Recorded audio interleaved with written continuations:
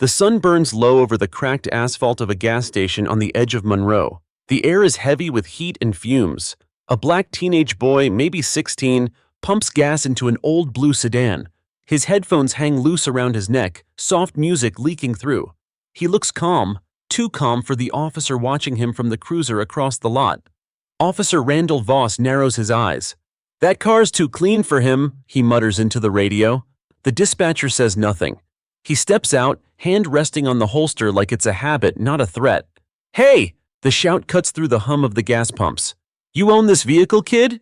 The boy blinks, confused. "It's my dad's," he says softly. License and registration. "I don't have—" Voss moves closer, boots scraping the ground. The boy's shoulders tense. Two people nearby pause mid-conversation, watching. The boy swallows, glancing at the phone in his hand. Voss notices. "Don't even think about recording me." The boy freezes. "I wasn't out." Hands where I can see them. Gasoline drips from the nozzle, hissing onto the pavement. The sound is small but sharp, like a fuse burning. "Sir, please," the boy says. "My dad works around here. He'll be—" Voss's voice rises. "So he owns this? Or are you just borrowing it for a joyride?" "No, sir, he's—" "On your knees." People stop pumping gas. One woman clutches her purse. Another starts recording. The boy obeys, slowly lowering himself. His eyes sting from fear, not tears. Voss circles like a hunter checking his prey. "You people think you can drive anything you want, huh?" The words hang heavy. The woman with the phone gasps. Someone whispers, "Did he just say—" The boy's breath quickens. "Sir, please, I'm not—" Voss steps forward, one gloved hand on the pepper spray. "Stop resisting." "I'm not resisting!" But the officer isn't listening. He's talking louder, angrier, for the cameras now. "You're making this harder than it has to be." The woman yells, "He's just a kid!" Voss shouts back, "Stay out of it!" And then, without warning, he pulls the trigger. A sharp hiss, a red mist. The boy's scream breaks the stillness. He falls to the ground, clutching his face, coughing, choking. The canister clatters against the pavement. People scatter, shouting. The woman's phone shakes as she keeps recording, tears running down her cheeks. Voss points his finger like a gavel. "Stay down!" The boy curls up, gasping, "I can't breathe." "Then you should have listened." The sound of engines fades. The world narrows to that parking lot, that boy, and that man still holding the can of pepper spray like a trophy. A man in a mechanic's uniform runs from the mini-mart. "What the hell did you do?" "Back off," Voss snaps. "He's a kid." "Then he should have followed the law." The mechanic kneels beside the boy. "Son, you okay? Stay with me." He shouts to someone, "Call 911." Voss's chest heaves. "Ambulance won't be necessary, he'll be fine." But the boy isn't fine. His breathing rattles. His eyes water and roll back. The woman still recording whispers, "Oh my God!" Sirens approach from the distance, not police this time, but medical. The wail grows louder, echoing off the metal canopy. Voss backs away, muttering, "Standard procedure," like he's convincing himself. The paramedics rush in. They don't look at him. One of them lifts the boy's head. "He's going into shock." The boy manages a whisper, "My dad's coming." Nobody hears except the medic. The officer turns to the growing crowd. "Everyone step back, he reached for something." "What, his inhaler?" the mechanic shouts. "You maced him for breathing?" Phones rise higher, screens flash red recording dots. Voss's voice shakes now. "You people think you understand the job? You don't." The medic loads the boy onto the stretcher. His small hand dangles off the side, palm streaked orange from the spray. The camera zooms in. One clear shot, badge number 42271, reflection in the ambulance window. Voss looks up, sweat dripping down his temple. The woman filming meets his eyes. There's no fear there, just quiet judgment. He turns away. The ambulance doors slam. Lights flare blue and red across his face. For a moment, nobody moves. Then someone says, low but firm, "He's gonna lose everything for that." Voss hears it. He clenches his jaw, stares at his own reflection in the cruiser window. The pepper spray can still trembling in his hand. He tells himself he was right. He tells himself the kid will forget. But deep down he knows. This isn't over. Not tonight. Not ever. The ambulance speeds down Monroe Highway with its sirens cutting through the night. Inside, the boy gasps, his throat raw from the pepper burn. The medic beside him keeps shouting vitals, but he barely hears the words. His vision blurs in and out, fragments of light smearing across the ceiling. "Stay with me, kid," the medic says. "What's your name?" the boy whispers, barely audible. "Noah." "All right, Noah, you're safe now." Safe. The word feels wrong. Nothing feels safe. His skin burns, his eyes feel like fire. Every breath tastes like acid, but he doesn't scream. He just whispers, again and again, between shallow breaths. "My dad's coming." The medic nods without understanding. "He'll meet us there." The ambulance jolts to a stop. Doors swing open. The flood of white light from the ER pierces his eyes. Nurses rush forward. One grabs his stretcher, shouting, "Pepper exposure, minor inhalation trauma." Noah's body trembles. He hears the doors slam shut behind him, and then he's inside. A hallway of chaos, shoes squeaking, machines beeping. He catches snippets of voices. Who sprayed him? Police officer, said it was protocol. Protocol for what? A traffic stop? The words drift in and out like static. Someone wipes his face with a soaked towel. The burn eases for a second, but his throat tightens. The nurse lowers her voice. "He's just a kid. God help us." Across town, Officer Randall Voss sits in his cruiser, radio silent, staring at the glowing screen of his body cam. He replays the footage, fast-forwarding through his own voice. The shouting, the order, the spray. He tells himself it's procedure, tells himself it'll hold up. But deep inside, he feels the silence of something breaking. He glances up. A news van is parked outside the gas station now, its camera crew setting up floodlights. A young reporter rehearses her lines while another officer argues with her. Voss mutters, "Great, just great." He turns off the engine and drives off before they can see him leave. Back at the hospital, the waiting room fills with noise. A woman scrolls through her phone, face pale.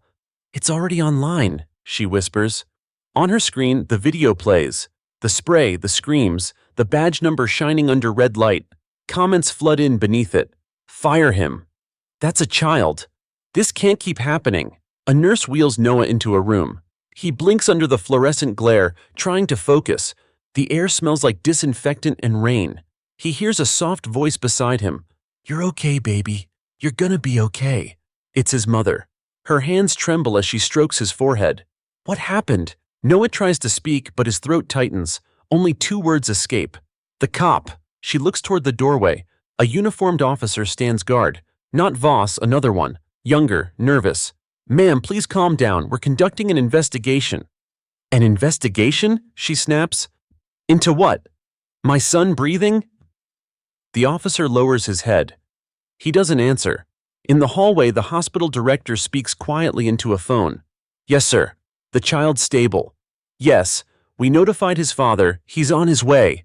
The word father echoes through the room like thunder. Noah opens his eyes again. The nurse helps him sit up slowly. "You have anyone we can call for you, sweetheart?" He nods weakly. "My dad works with the bureau." The nurse pauses. "Bureau?" He nods again. "The FBI." The nurse freezes.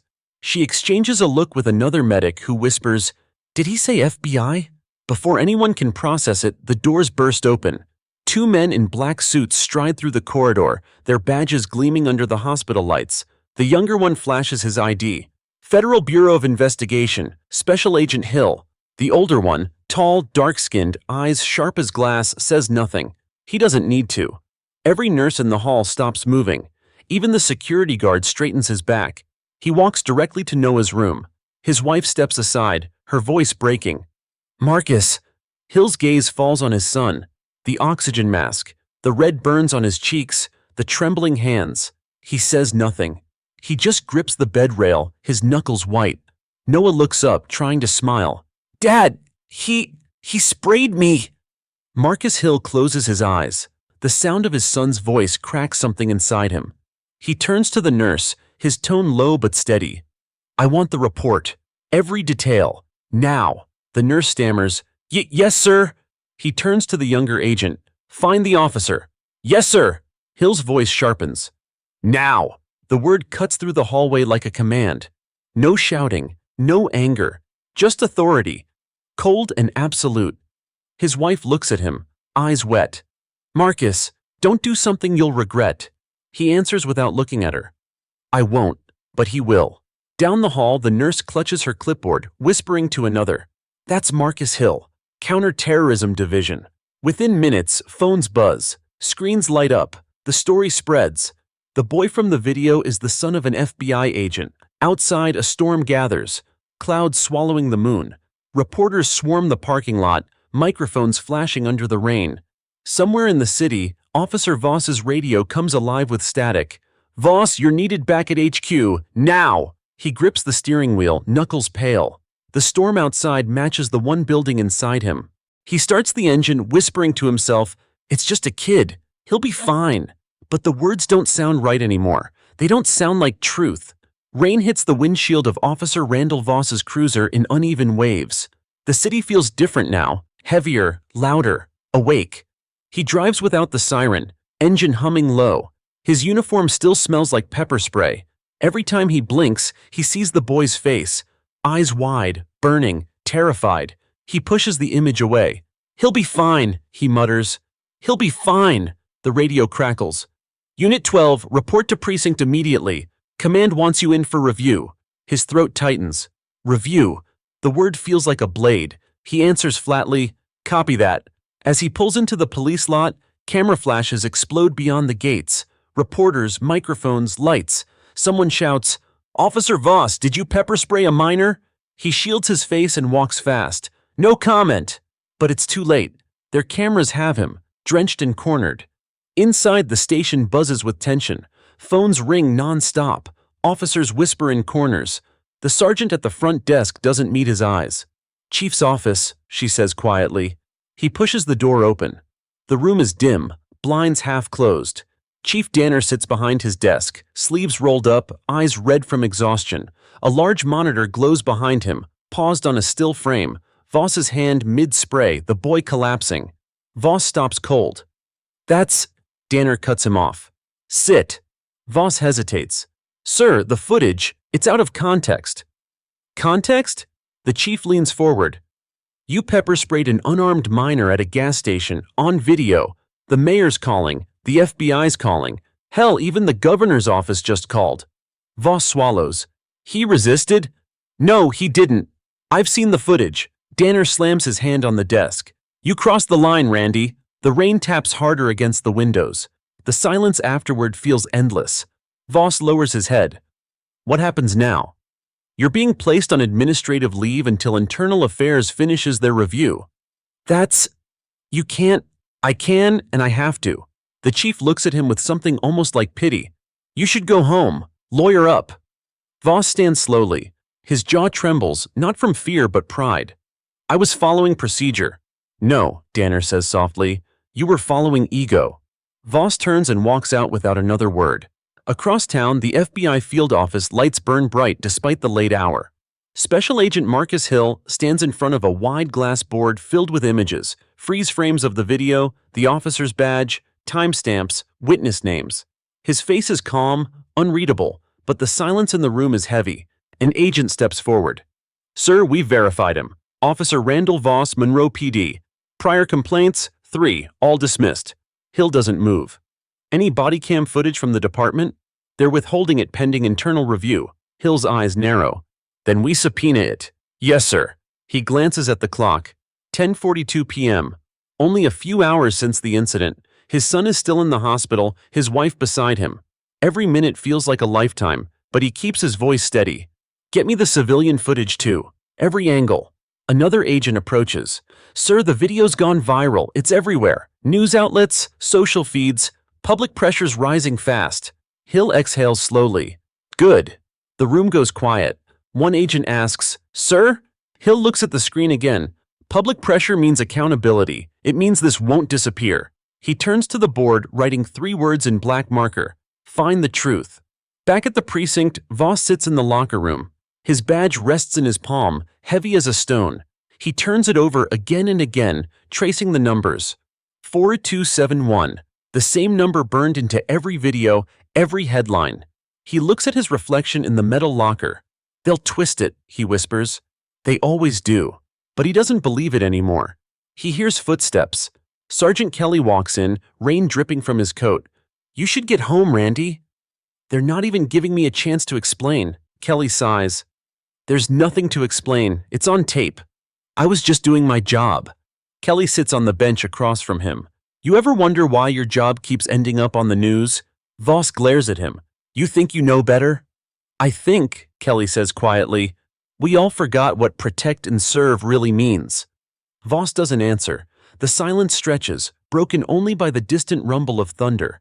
Kelly stands. They're coming, you know. Who? The feds. Voss's head jerks up. Already? Kelly nods. Yeah, word is the kid's father's an FBI agent. Voss's stomach drops. You're kidding. Wish I was. Voss stares at the floor. The sound of rain fades, replaced by his heartbeat pounding in his ears. What's his name? Marcus Hill. The name hits like a gunshot. Voss knows that name. Everyone in law enforcement does. Kelly lowers his voice. You need to call your union rep, now. But Voss isn't listening. He stands, pacing. He won't come after me personally, right? Kelly looks away. If it were my kid, I would. At that same moment, the hospital lights dim to night mode. Marcus Hill walks into his son's room. Noah lies sleeping, face bandaged, breathing steady. His wife sits in a chair, eyes swollen but calm. She whispers, You found him, didn't you? He nods once. Yes. What are you going to do? He stares at Noah's hand, small against the white sheets. What justice demands. She reaches for his arm. Marcus, don't lose yourself in this. He meets her gaze. I won't. But he will never do this again to anyone. The clock on the wall ticks past midnight. Rain beats against the glass like a slow drum. Across town, Officer Voss sits alone in his cruiser outside the station, headlights off. The world outside feels smaller now. He looks down at his hands. They're shaking. The can of pepper spray sits in the cup holder, half empty, like a reminder of what can't be undone. He grips the wheel, breathes deep, and whispers into the empty car, One mistake doesn't end a career. But even as he says it, he knows. Sometimes it does. Rain softens as the clock passes 1 a.m. The streets of Monroe glisten under the orange glow of streetlights. Officer Randall Voss drives home in silence, wipers scraping across the windshield like metronomes marking guilt. His hands ache from how tightly he grips the steering wheel. The radio hums with distant chatter, but he doesn't listen. Every word reminds him of his mistake. When he turns onto his street, the blue flash of a news van hits him like a punch. There's already one parked 2 houses away, camera crew asleep inside. He kills the headlights and sits in the dark, staring at the glow of his own porch light. The quiet feels wrong, too empty, too sharp. He steps out, rain soaking through his jacket instantly. The neighbor's dog barks once, then stops. Voss unlocks the door and enters. The house smells of coffee and gun oil, the mix that once meant order, now only noise. His wife Dana sits at the kitchen table in her robe, phone in hand, eyes red. Randall, she whispers, tell me it's not true. He stops mid-step. You saw it? She nods, showing him the screen. His badge number glows beneath a still frame. The boy kneeling, the spray cloud frozen mid-air. The video already has millions of views. He can't look at it. It's out of context. Dana's voice cracks. Context? You sprayed a child. I followed procedure. No, you followed anger. She slams the phone onto the table. He was 16, Randy. He rubs his temples, eyes burning. You think I wanted this? You think I woke up this morning planning to ruin my life? Then why did you do it? He doesn't answer. The rain against the window fills the silence. He pulls out a chair, sits, buries his face in his hands. For a long time, neither of them speaks. Finally, Dana says softly, You need to turn yourself in before they come here. They already suspended me. This isn't just suspension anymore. That boy's father, he's FBI. He looks up, eyes hollow. I know. Then you know what's coming. He leans back, staring at the ceiling. The air feels heavy. He'll want blood. Dana shakes her head. No, he'll want justice. And maybe that's worse. Across town, inside the FBI field office, Marcus Hill stands alone in the operations room. The clock reads 1:17 a.m. Most of his team has gone home, but he can't. The monitors around him replay the same footage on loop. Every frame etches deeper into him. The fear on his son's face, the arrogance in the officer's stance, the spray, the collapse. He exhales slowly, jaw tight. He's seen hundreds of acts of violence in his career, but never one that hit this close, never one that burned like this. His phone vibrates, a text from his wife. "He's resting now, don't stay too long." He types back, "I can't sleep until this ends." On another monitor, a live feed shows Monroe PD's entrance. Reporters still crowd the gates. Hill watches them silently. He knows how this plays out. The media storm, the department scrambling, the slow, quiet cover-ups. He's seen it too many times. Not this time. Agent Cooper enters, holding a file. "Sir, Internal Affairs released preliminary data. They're stalling full disclosure." "Expected." Hill takes the folder. "Anything useful?" "Complaints, all sealed. The officer's name is everywhere now. Randall Voss. Prior misconduct, buried." Hill flips through the documents, scanning every line. "3 complaints, all from black motorists," he says quietly. "All dismissed." "Yes, sir." Hill's eyes lift to the agent. "We reopen them. All of them." Cooper hesitates. "We'll need authorization from—" "You have it," Hill interrupts. "From me." "Yes, sir." As Cooper leaves, Hill stares at the photo clipped to the report. Voss's badge. The same number Noah mumbled in his sleep. 4271. He whispers it once, letting the syllables burn into the air. 4271. Back at the house, Voss sits alone in the dark living room. The TV glows faintly with muted news coverage. His reflection flickers in the screen. He looks older now, shoulders slumped, eyes hollow. Dana went upstairs an hour ago, door closed, lights off. The reporter's voice on the television breaks the silence. The Monroe Police Department has not released a statement. Sources confirm the boy, identified only as Noah Hill, is the son of Special Agent Marcus Hill of the FBI Counterterrorism Division. Voss's stomach knots. He stands abruptly, pacing. "They're making me a monster," he mutters. "They don't know what it's like out there." But then he sees the screen again. The clip replays in slow motion. The boy's voice, "My dad works here," echoes softly before the spray. He presses his palms against the TV, trembling. "What have I done?" he whispers. Outside, the rain fades to drizzle. For the first time in years, the neighborhood feels completely still. Voss walks to the window. Across the street, a black sedan idles under the lamppost. Its headlights are off, but he sees silhouettes inside. 2 figures, motionless, watching. His pulse spikes. He grabs his phone, starts to dial his chief, but stops. He knows who it is. The bureau doesn't need to knock when it's already watching. He backs away from the window, curtains drawn tight. Upstairs, the floor creaks. Dana appears on the staircase, half asleep. "Randall, what are you doing?" "Go back to bed." "Who's outside?" "Nobody," but his voice gives him away. Dana looks toward the window. "It's him, isn't it?" He doesn't answer. At the FBI office, Hill receives a call. A local informant's voice on the line. "He's home, lights out, he knows you're watching." Hill stares through his office window, city lights reflecting off the glass. He doesn't reply right away. Then quietly, "Keep eyes on him, don't approach." "Yes, sir." Hill ends the call, leans on the desk, and exhales. The storm outside has passed, but another is brewing inside him, the kind that doesn't flash or thunder. It just waits. He closes his notebook. One sentence written in clean black ink. Justice doesn't shout, it listens. He looks up at the monitor one last time, where the frame of his son gasping for breath still flickers. Then he whispers to the empty room, "Tomorrow he'll know what silence feels like." Morning crawls into Monroe like an unwelcome guest. The rain is gone, but the air feels heavier, thick with the scent of wet asphalt and tension. Every television in the city glows with the same story. Every radio repeats the same name. Officer Randall Voss. The video has now reached 20 million views. On social media, his badge number trends like a curse. #Pepperboy. #Justice for Noah. #End of watch. At the FBI field office, Marcus Hill stands before a conference room window, sipping cold coffee. The skyline reflects off the glass behind him, all gray and sleepless. His tie is still the same as last night. He hasn't been home. Agent Cooper enters quietly, tablet in hand. "Sir, Monroe PD released a statement this morning." Hill doesn't turn. "And?" "They're framing it as a misunderstanding during a lawful stop. They claim the officer felt threatened." Hill exhales through his nose. "Threatened? By a 16-year-old kid? Cooper hesitates. Sir, they're asking for a meeting. Chief Danner wants to talk directly. Hill finally turns, eyes dark and steady. Where? Monroe PD headquarters. Hill nods once, then that's where we go.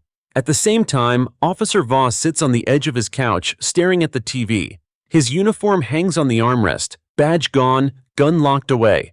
He's wearing the same clothes as last night, same guilt under his skin. The news anchor's voice floats through the room. Sources confirm the FBI has opened a civil rights investigation into the Monroe incident. The officer involved has not been taken into custody, but is currently under federal review. Dana stands behind him, arms folded. You should leave before they come. I'm not running. Then at least prepare yourself. He's not just some dad, Randall. He's the FBI. Voss turns slowly. And what does that make me? The villain? Dana's eyes glisten. If the shoe fits, the words hit harder than she intends. He looks away, jaw tight. Then, 3 sharp knocks on the door. Voss freezes. Dana steps back. He opens it slowly. A uniformed officer stands outside. Randall Voss? Chief Danner wants you at headquarters. Now. Why? FBI's here. For a moment, Voss doesn't move. He just stares at the rainwater pooling on the porch, his reflection in it. Give me a minute. He grabs his jacket, smooths his hair, looks at his wife one last time. It'll be fine. Dana doesn't answer. She just whispers, No, it won't. 15 minutes later, 2 black SUVs pull up in front of Monroe Police Headquarters. Reporters swarm instantly, cameras flashing like lightning. Marcus Hill steps out first, tall, composed, his badge gleaming under the morning light. He doesn't speak to the press. He doesn't need to. His silence speaks for him. Chief Danner waits by the doors, hands in his pockets, sweat glistening on his brow. Agent Hill, he says, appreciate you coming. Hill's tone is flat. You didn't leave me a choice. Inside, the air feels colder. Officers stand at attention, pretending to work, but every eye follows the man walking down the hallway. Hill's presence shifts the atmosphere, the kind of authority that doesn't shout, only commands. They reach the conference room. Danner gestures toward the door. He's inside. Hill pauses. Good. He steps in. Voss is there, sitting at the table, hands clasped. The room feels smaller now. For a few seconds, neither man speaks, only the sound of rainwater dripping from coats onto tile. Voss finally clears his throat. Agent Hill. Hill studies him silently, eyes scanning every twitch, every breath. Voss continues, voice low. What happened was unfortunate. I didn't know who the boy was. Hill's gaze sharpens. Would it have mattered? Voss flinches slightly. It was protocol. I thought he was reaching for something. He was reaching for his inhaler, Hill says coldly. The silence that follows feels like a blade pressed against skin. Voss opens his mouth, then closes it again. His fingers tremble on the table. I made a mistake. Hill steps closer, his shadow cutting across the desk. A mistake is spilling coffee. A mistake is a typo in a report. What you did was a choice. Voss looks down. You don't understand what it's like out there. Hill's voice doesn't rise. It doesn't need to. You're right. I don't know what it's like to see a child as a threat. Chief Danner shifts uncomfortably by the door. Agent Hill, maybe we should... Hill raises a hand, stopping him without a word. His eyes never leave Voss. Do you have children, officer? Voss swallows. 2, a boy and a girl. Then you already know what you took from me. The words land heavier than shouting ever could. Voss's breath shakes. What happens now? Hill straightens his tie, eyes steady. Now, we let justice do its job. The FBI has jurisdiction. He turns to Danner. He's to remain on suspension until the Bureau completes its investigation, effective immediately. Danner nods stiffly. Understood. Voss stands abruptly. Wait, my career. Hill turns back, gaze like ice. You ended your career the moment you pulled that trigger. The room goes silent. Even the hum of the fluorescent lights seems to fade. Hill walks to the door, stops, and adds quietly, For your sake, I hope you learned something from the silence that follows. He leaves without another word. Outside, cameras flash as Hill steps into the morning light. Reporters shout questions, but he keeps walking. Behind him, the words echo through the hallway. Voss yelling, desperate, I didn't mean to. No one listens. Hill's car door closes with a soft click. The motor hums. The city moves on. Inside the station, Voss stands frozen. The badge that once gave him power now feels like a brand burning through his pocket. He looks at his reflection in the glass window, tired, pale, smaller than before. For the first time in his career, he doesn't see a cop. He sees the villain in someone else's story. By noon, the Monroe skyline hums with noise. News helicopters hover above the police precinct like vultures. Crowds gather behind barricades, chanting in waves, a mix of anger, disbelief, and exhaustion that feels like thunder waiting to strike. Every banner, every phone camera points toward the same building, toward one man's mistake. Inside, Special Agent Marcus Hill walks through the lobby of the FBI field office, surrounded by agents clutching tablets and files. The air crackles with tension. Everyone knows the world is watching. Agent Cooper keeps pace beside him. "Sir, the DOJ just authorized a full federal investigation. You're officially lead investigator." Hill doesn't slow down. "Good. I'll need every piece of footage available. Civilian, security, body cam, everything." It's already being compiled. Cooper glances at the elevator screen, which flashes media alert. Pepper spray incident. Sparks national outcry. He sighs. "This thing's everywhere. CNN, MSNBC, every feed you can think of. The department's getting buried." Hill steps into the elevator.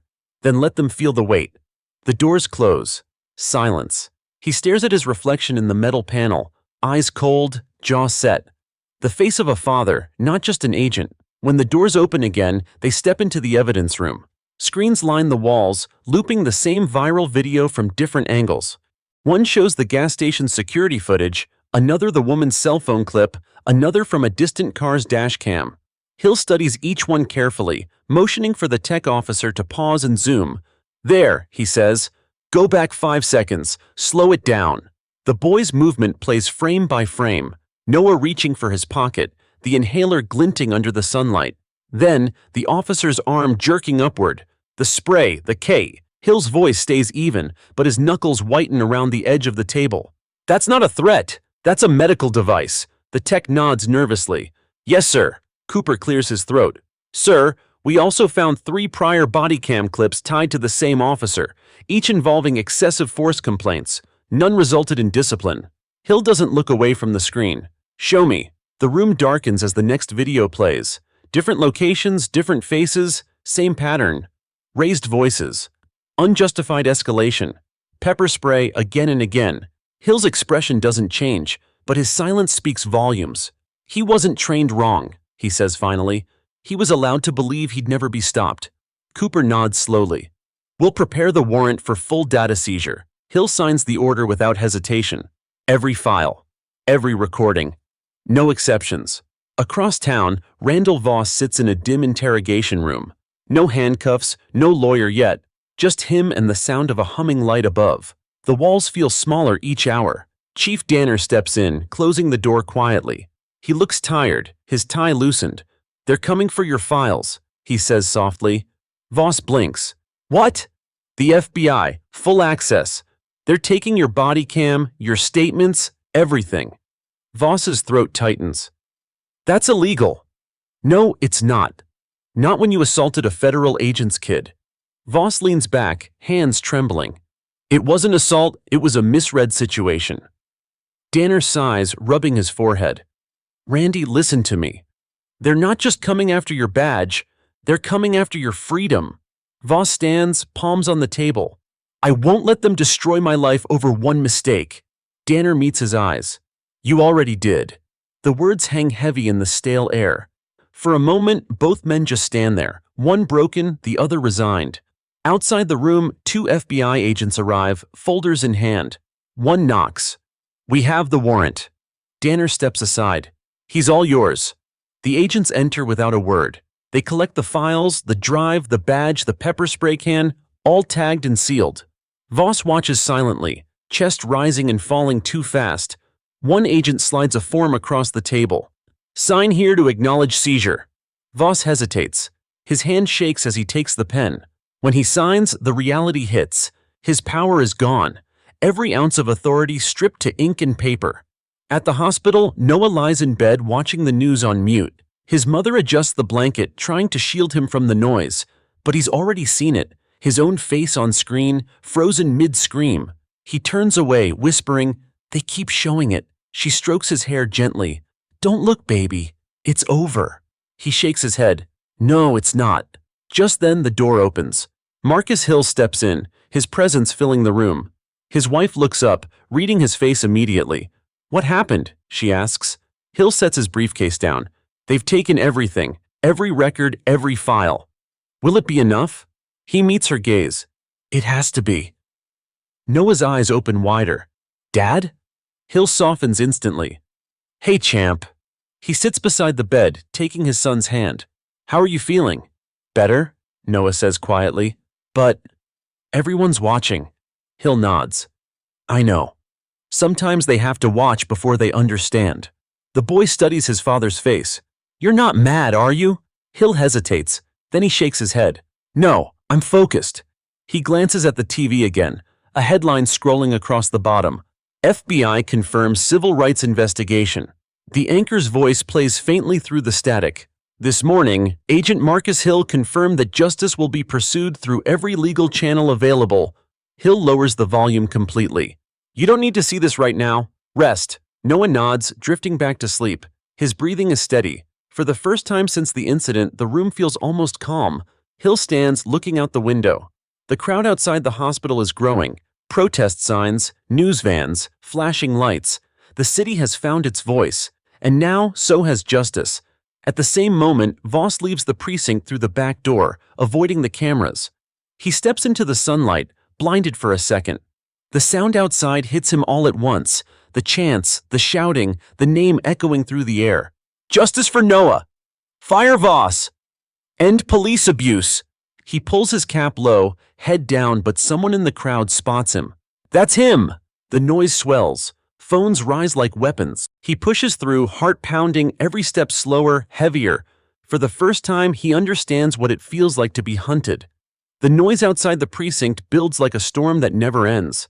Chanting, honking, camera shutters, each sound a nail in Randall Voss's skull. He hides in the back parking lot, hands trembling around his steering wheel. His badge is gone, but the ghost of its weight still presses against his chest. He turns the key. The engine sputters, coughs, and dies. The silence that follows is worse than the noise. For a moment he just sits there, breathing hard, staring at his reflection in the rear-view mirror. His eyes are red, his skin pale. He doesn't recognize the man looking back. The door opens. Sergeant Kelly slides into the passenger seat, rain dripping from his jacket. They're everywhere, man. Press, protesters, even church groups. You need to lay low. I didn't do anything wrong, Voss mutters. Kelly sighs. Then why are you hiding?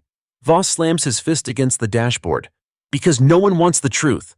The truth's on video, Kelly says quietly. The words hang there. Voss stares at the cracked windshield. He moved too fast. I reacted. He reached for his inhaler, Kelly replies. Voss's breath shakes. You think I wanted this? No, Kelly says. But you made it happen. He opens the door. Go home before you say something on record you can't take back. Voss doesn't move. Home's not safe either. Kelly looks at him. Then where is? Voss doesn't answer. Across town, the FBI command center buzzes. Agents cluster around a table stacked with evidence. Screens show the live feed of protests, statements from city officials, and the rising online counter of views, now over 30 million. Marcus Hill enters, removing his jacket. His eyes are tired, but his focus razor sharp. Cooper approaches with a folder. Sir, we pulled the full body cam sequence. There's more audio than what leaked. Hill gestures.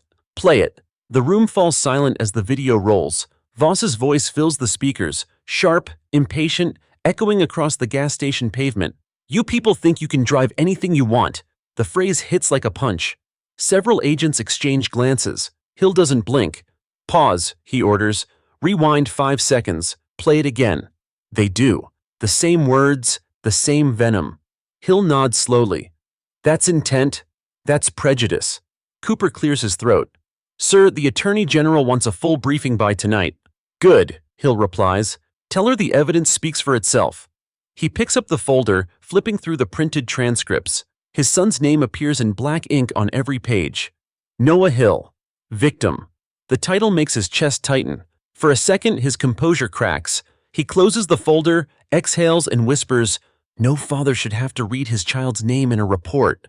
Back at his house, Voss draws every curtain shut. The living room glows dim orange from the streetlights outside. Dana sits on the couch, scrolling through her phone in silence. The sound of distant chants filters in through the glass. He paces. "They're destroying me out there. You hear them?" "Maybe they're finally listening," she says softly. "To lies." "Randall," she says, setting the phone down, "the only lie here is the one you keep telling yourself." He stops walking. "You think I'm a monster. I think you lost control," she says, "and now you're paying for it." He laughs bitterly. "You sound just like them." "I sound like someone who's tired of pretending this isn't what it looks like." Her words slice deeper than she intends. He grips the counter to steady himself. The room feels like it's tilting. Outside, a car door slams. Headlights flash through the curtains. Dana stiffens. "Who's that?" Voss peeks through the blinds. Two black sedans. Government plates. His throat tightens. "They're here." Dana's voice trembles. "The FBI?" He nods once. "They want me to talk." "Then talk," she pleads. "Tell them you're sorry." "I'm not," he snaps automatically, then freezes at how hollow it sounds. A knock shakes the door. 3 precise raps. Calm, professional. Voss swallows. "Stay upstairs." "Randall, please." He opens the door. 2 agents stand there, one tall, one younger. Neither wears a uniform. The taller one flashes a badge. "Agent Cooper, FBI, we need to ask you a few questions." Voss steps aside silently. They enter, setting a recorder on the coffee table. Cooper speaks evenly. "Officer Voss, you're aware of the ongoing civil rights investigation regarding your conduct yesterday evening?" "Yesterday?" Voss repeats, realizing how little time has passed. "It feels like weeks." "Yes, we'd like your official statement." Voss rubs his forehead. "You already have the footage." Cooper nods. "We want to hear it from you." Voss sinks into the couch, eyes unfocused. "He reached for something. I reacted. That's all." "Did you issue a verbal warning before deploying chemical spray?" "I told him to stop moving." "Did he comply?" Voss hesitates. He was on his knees. Cooper's expression doesn't change. "And you sprayed him anyway." Voss leans forward, voice cracking. "You don't know what it's like. Everyone's filming, waiting for you to slip. One wrong move and you made it," Cooper says quietly. Voss's mouth opens, then closes again. The silence in the room grows thick. Finally, Cooper stops the recorder. "We'll be in touch." When they leave, Voss stares at the door, frozen. The quiet feels like punishment. He sits there for what feels like hours, though only minutes pass. Dana comes down the stairs. "What did they say?" "Nothing," he whispers. "Just nothing." She walks closer, voice trembling. "Randall, they'll press charges." "I know." "What will you do?" He stares at his hands. They're shaking again. "I don't know how to stop something once it starts." Dana's eyes fill with tears.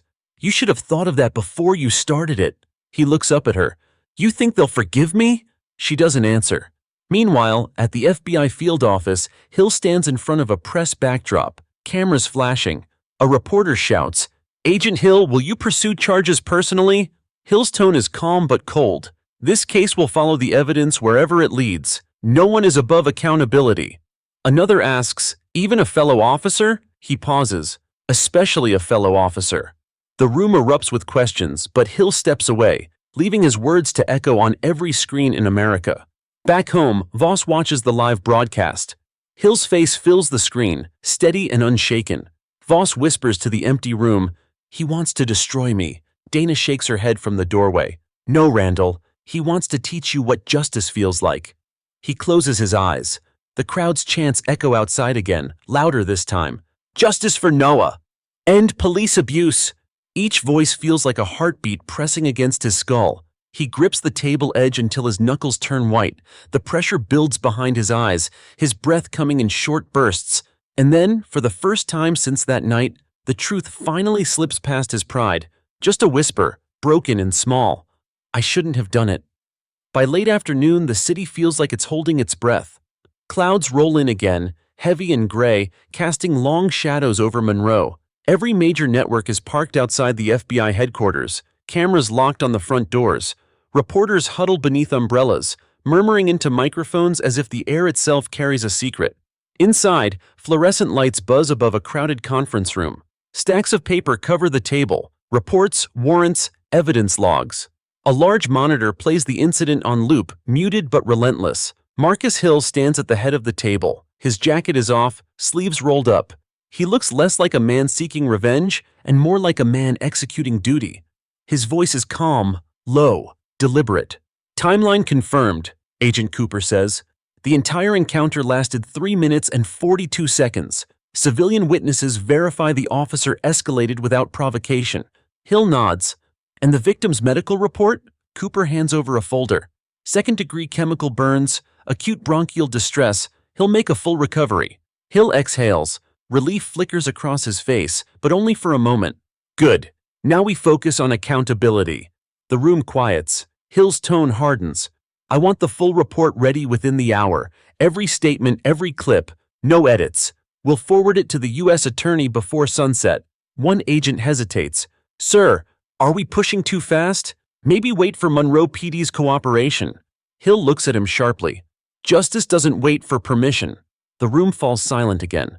The only sound is the hum of machines processing files and printers spitting out paper. Cooper clears his throat. Sir, one more thing. We located audio from the officer's cruiser recorded right after the incident. Hill turns. Play it. A voice fills the room. Voss's voice. Broken, nervous, muttering to himself.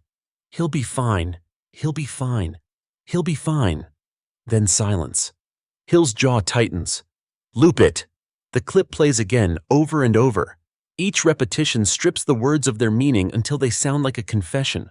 When it stops, no one speaks. Hill finally says, attach that to the report. It tells us everything we need to know. At the precinct, Chief Danner stands in his office surrounded by chaos.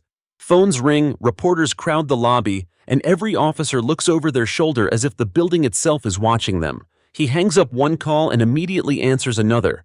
Yes, Mayor, I understand. Yes, I've suspended him. No, I can't control the FBI. That's the point, sir. They control us now. He slams the phone down and rubs his eyes. He's been in this job 22 years, but he's never seen a day like this. Outside his door, Randall Voss sits in a chair, head down, eyes blank. He hasn't spoken since the agents left. His badge and weapon are gone. His career stripped away in hours. Danner steps out. Randy, you should go home. This isn't a place for you right now.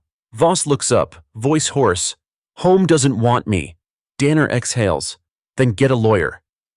Voss nods, but he doesn't move. They're going to charge me, aren't they? The chief hesitates. It's out of my hands now. That's all it takes. The last thread holding Voss together finally snaps. He leans back against the wall, staring at nothing. Everything I worked for. Gone because of one moment. Danner looks at him, pity softening his voice. One moment shows who we really are. He walks away, leaving Voss alone in the hallway as the noise of the station swells around him. Phones, voices, distant chants from outside. At the hospital, Noah wakes to the sound of rain tapping against the window. His mother is asleep in a chair beside him, arms folded, exhaustion written on her face. He turns on the TV with the volume low. The headline scrolls across the screen. FBI files federal charges against Officer Voss. He blinks, barely believing it. His own face flashes on screen for a second. Him kneeling, the red cloud of spray. He looks away quickly, but the sound bites linger. Violated Civil Rights Statute 18 U.S.C. East 242. Use of force against a minor. Career likely over. The boy's throat tightens. For a moment, guilt and pity mix in his chest, emotions he doesn't know how to name. He turns off the TV and looks out at the rain. Somewhere out there, the man who hurt him is losing everything. And it doesn't feel good. It just feels quiet. At FBI headquarters, Hill watches the same report from his office. His phone buzzes. He answers. Marcus Hill, he says. It's the U.S. Attorney on the other end. Agent Hill, we've reviewed your findings. Strong case. We're filing official charges under federal statute by morning. Thank you, Hill replies. Just one question, the attorney adds. You sure you want to stay on as lead? Conflict of interest given your family. Hill pauses, eyes drifting to the photo on his desk. His wife and son at the beach, smiling, whole. No conflict, he says quietly. Just responsibility. The call ends. Hill sets the phone down, staring at the rain streaking the window. For the first time since the incident, the weight in his chest eases just slightly. Not gone, just lighter.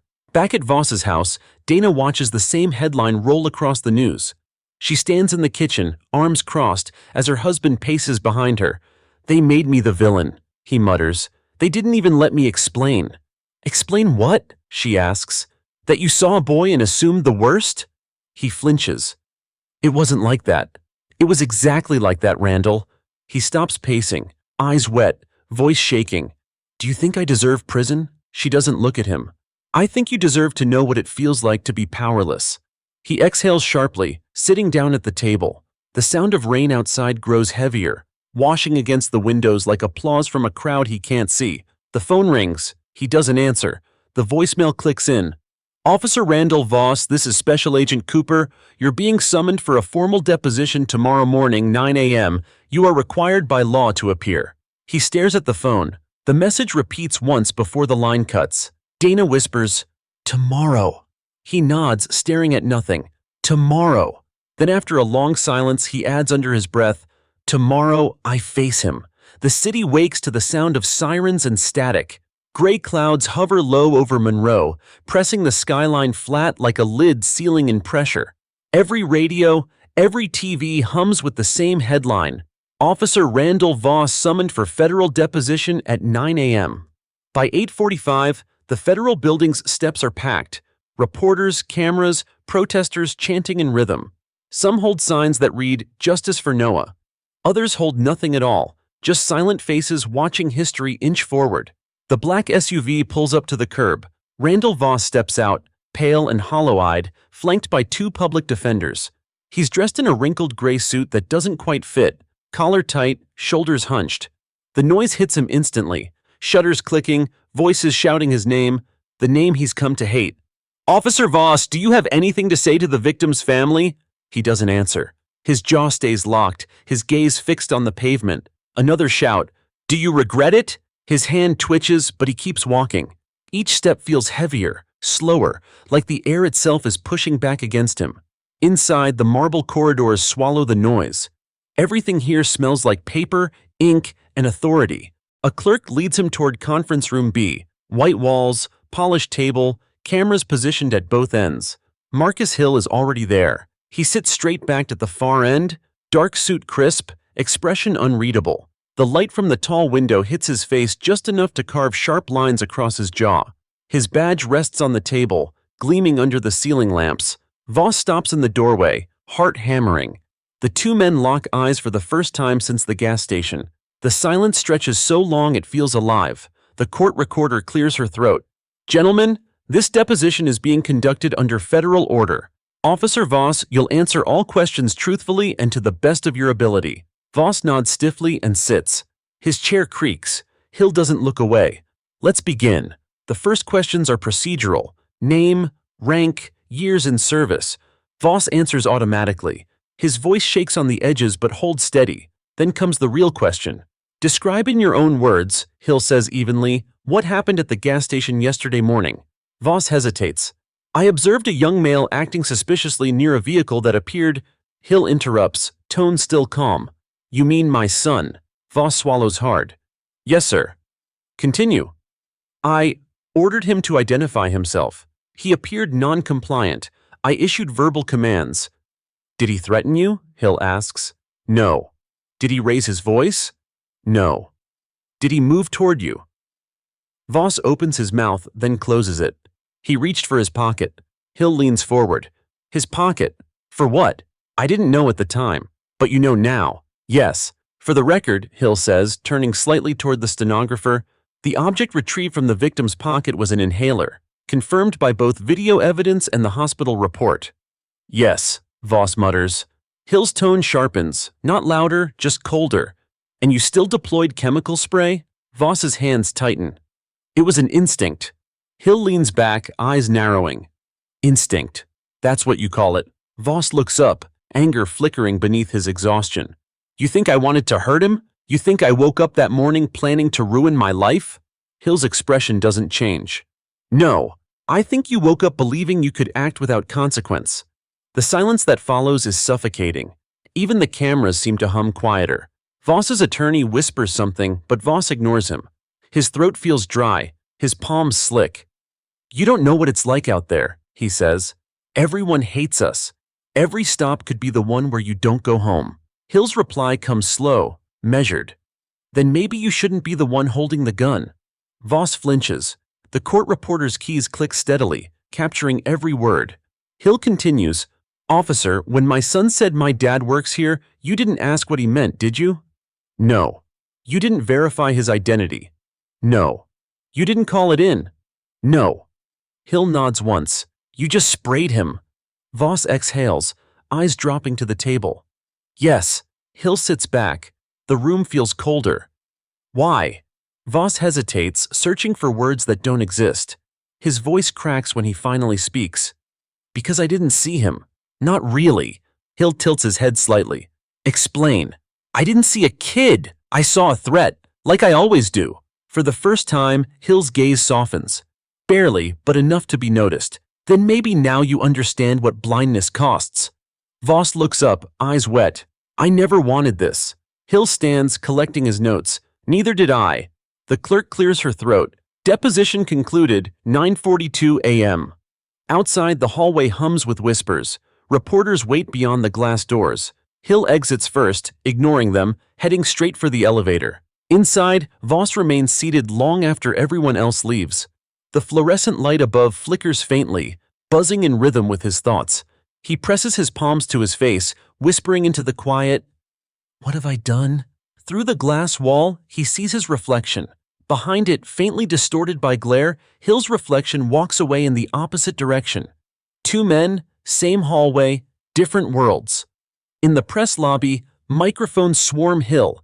"Agent Hill, how did the deposition go? Do you believe the officer showed remorse?" He stops, turning toward the cameras. The building hums to silence, everyone waiting. Hill speaks softly but firmly. "Justice isn't about punishment, it's about clarity. Today we got the truth. Tomorrow, we make sure it means something." He walks away before the reporters can ask more. Back in the deposition room, Voss finally stands. The walls feel too close now, the air too thick. He steps outside into the sunlight, blinking against it. The noise returns instantly. Crowds, chants, voices calling his name. He walks down the steps slowly, each footfall echoing like a verdict. Someone shouts, "You deserve this!" Another voice yells, "Do you regret it now?" He doesn't answer. He just keeps walking, past the cameras, past the barricades, until the noise fades behind him. For the first time, he doesn't try to justify anything. He doesn't even try to explain. He just lets the silence follow him home. The courthouse looms like a monument to consequence. Tall white columns, flags hanging limp in the still air, and a crowd that's already gathered hours before the doors open.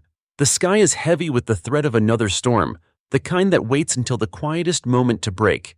Inside, everything smells of wood polish and tension. Reporters whisper near the back rows, pens poised. The front benches are filled with police officers, lawyers, and citizens who've come to see what happens when power finally faces accountability. At the defense table, Randall Voss sits in silence. His hands are folded, his suit freshly pressed, but his face pale, his eyes shadowed. The last 48 hours have aged him years. The whispers around him feel like physical weight pressing down on his shoulders. Across the aisle sits Marcus Hill, flanked by DOJ officials and two other agents. He doesn't look at Voss. He hasn't since the deposition. His focus is on the judge's bench, steady, calm, unreadable. The bailiff calls out, "All rise." The judge enters, robes flowing like a wave of authority, and takes her seat. She surveys the courtroom, eyes sharp, tone neutral. This hearing will determine the preliminary charges in the case of United States versus Randall Voss. Every camera light blinks on. The prosecutor stands. "Your Honor, the government charges Officer Randall Voss with excessive use of force, violation of civil rights under color of law, and endangerment of a minor pursuant to Title 18, Section 242. Her voice cuts through the air like a gavel. The evidence is clear. The body cam footage, the civilian video, the officer's own recorded statements, all point to a reckless disregard for human life. Voss's attorney rises slowly. "Your Honor, my client made an error in judgment, not a malicious act. It was a split-second decision in a high-pressure environment." The judge nods slightly. A child was hospitalized, Mr. Douglas. Split second or not, the consequence remains. Hill's hands tighten slightly on the table, but his face remains still. The prosecutor continues. The victim, Noah Hill, suffered chemical burns and respiratory trauma. The incident, caught on multiple recordings, sparked public outrage. The people demand justice. She gestures toward the screens behind her. The video plays again, muted but unmistakable. The boy kneeling, the hiss of spray, the chaos. Even now, the room flinches. Voss can't look. He stares at the floor, hands clasped so tight his knuckles whiten. When the footage ends, silence fills the room. The judge clears her throat. Officer Voss, do you wish to speak before I render a decision? He hesitates. His lawyer whispers, you don't have to. But Voss stands anyway. The microphone crackles as he leans forward. I spent 17 years wearing this badge, he begins, voice rough. 17 years thinking I knew what justice meant. But the truth is, I was blind to it. He pauses, swallowing hard. The crowd listens. Even the judge leans slightly forward. I thought fear was control. I thought silence meant respect. But that kid, his voice cracks. That kid wasn't a threat. He was a reminder of everything I refused to see. He exhales, trembling. I don't expect forgiveness. I don't even deserve it. But I hope, his voice softens, that maybe someone watching this learns to see before it's too late. He sits. The courtroom stays silent. Even the reporters have stopped writing. Hill doesn't move for several seconds. Then, slowly, he turns to look at the man who hurt his son. His expression isn't anger anymore. It's something quieter. Sadness, maybe, or closure. The judge speaks. This court acknowledges your statement. Officer Voss, the evidence against you is overwhelming. You acted without cause, without reason, and without humanity. Therefore, this court finds sufficient grounds to proceed to trial under federal jurisdiction. Her gavel hits once, sharp as thunder. Bail is denied. The defendant is remanded into custody pending trial. Gasps ripple through the courtroom. Reporters scramble. Cameras flash. The bailiff steps forward to escort Voss away. As they lead him past Hill, the two men lock eyes one final time. No words, no gesture, just understanding, the kind that doesn't need to be spoken. Outside, the storm finally breaks. Rain crashes against the courthouse steps as the crowd erupts. Some cheer, others cry. Protesters hold signs higher, voices rising over the thunder. Justice for Noah! No more silence! The sound echoes down the marble corridors. Inside, Hill walks out slowly, shoulders heavy but heart steady. The DOJ official beside him says, You did the right thing, Marcus. Hill nods, though his eyes stay distant. Justice isn't about winning, he says quietly. It's about remembering. He steps outside. The rain hits his face, cold and relentless, washing the day away. He looks up, eyes closed, just breathing for a moment. Down the steps, he spots the press waiting, microphones raised, ready for another statement. But he doesn't stop this time.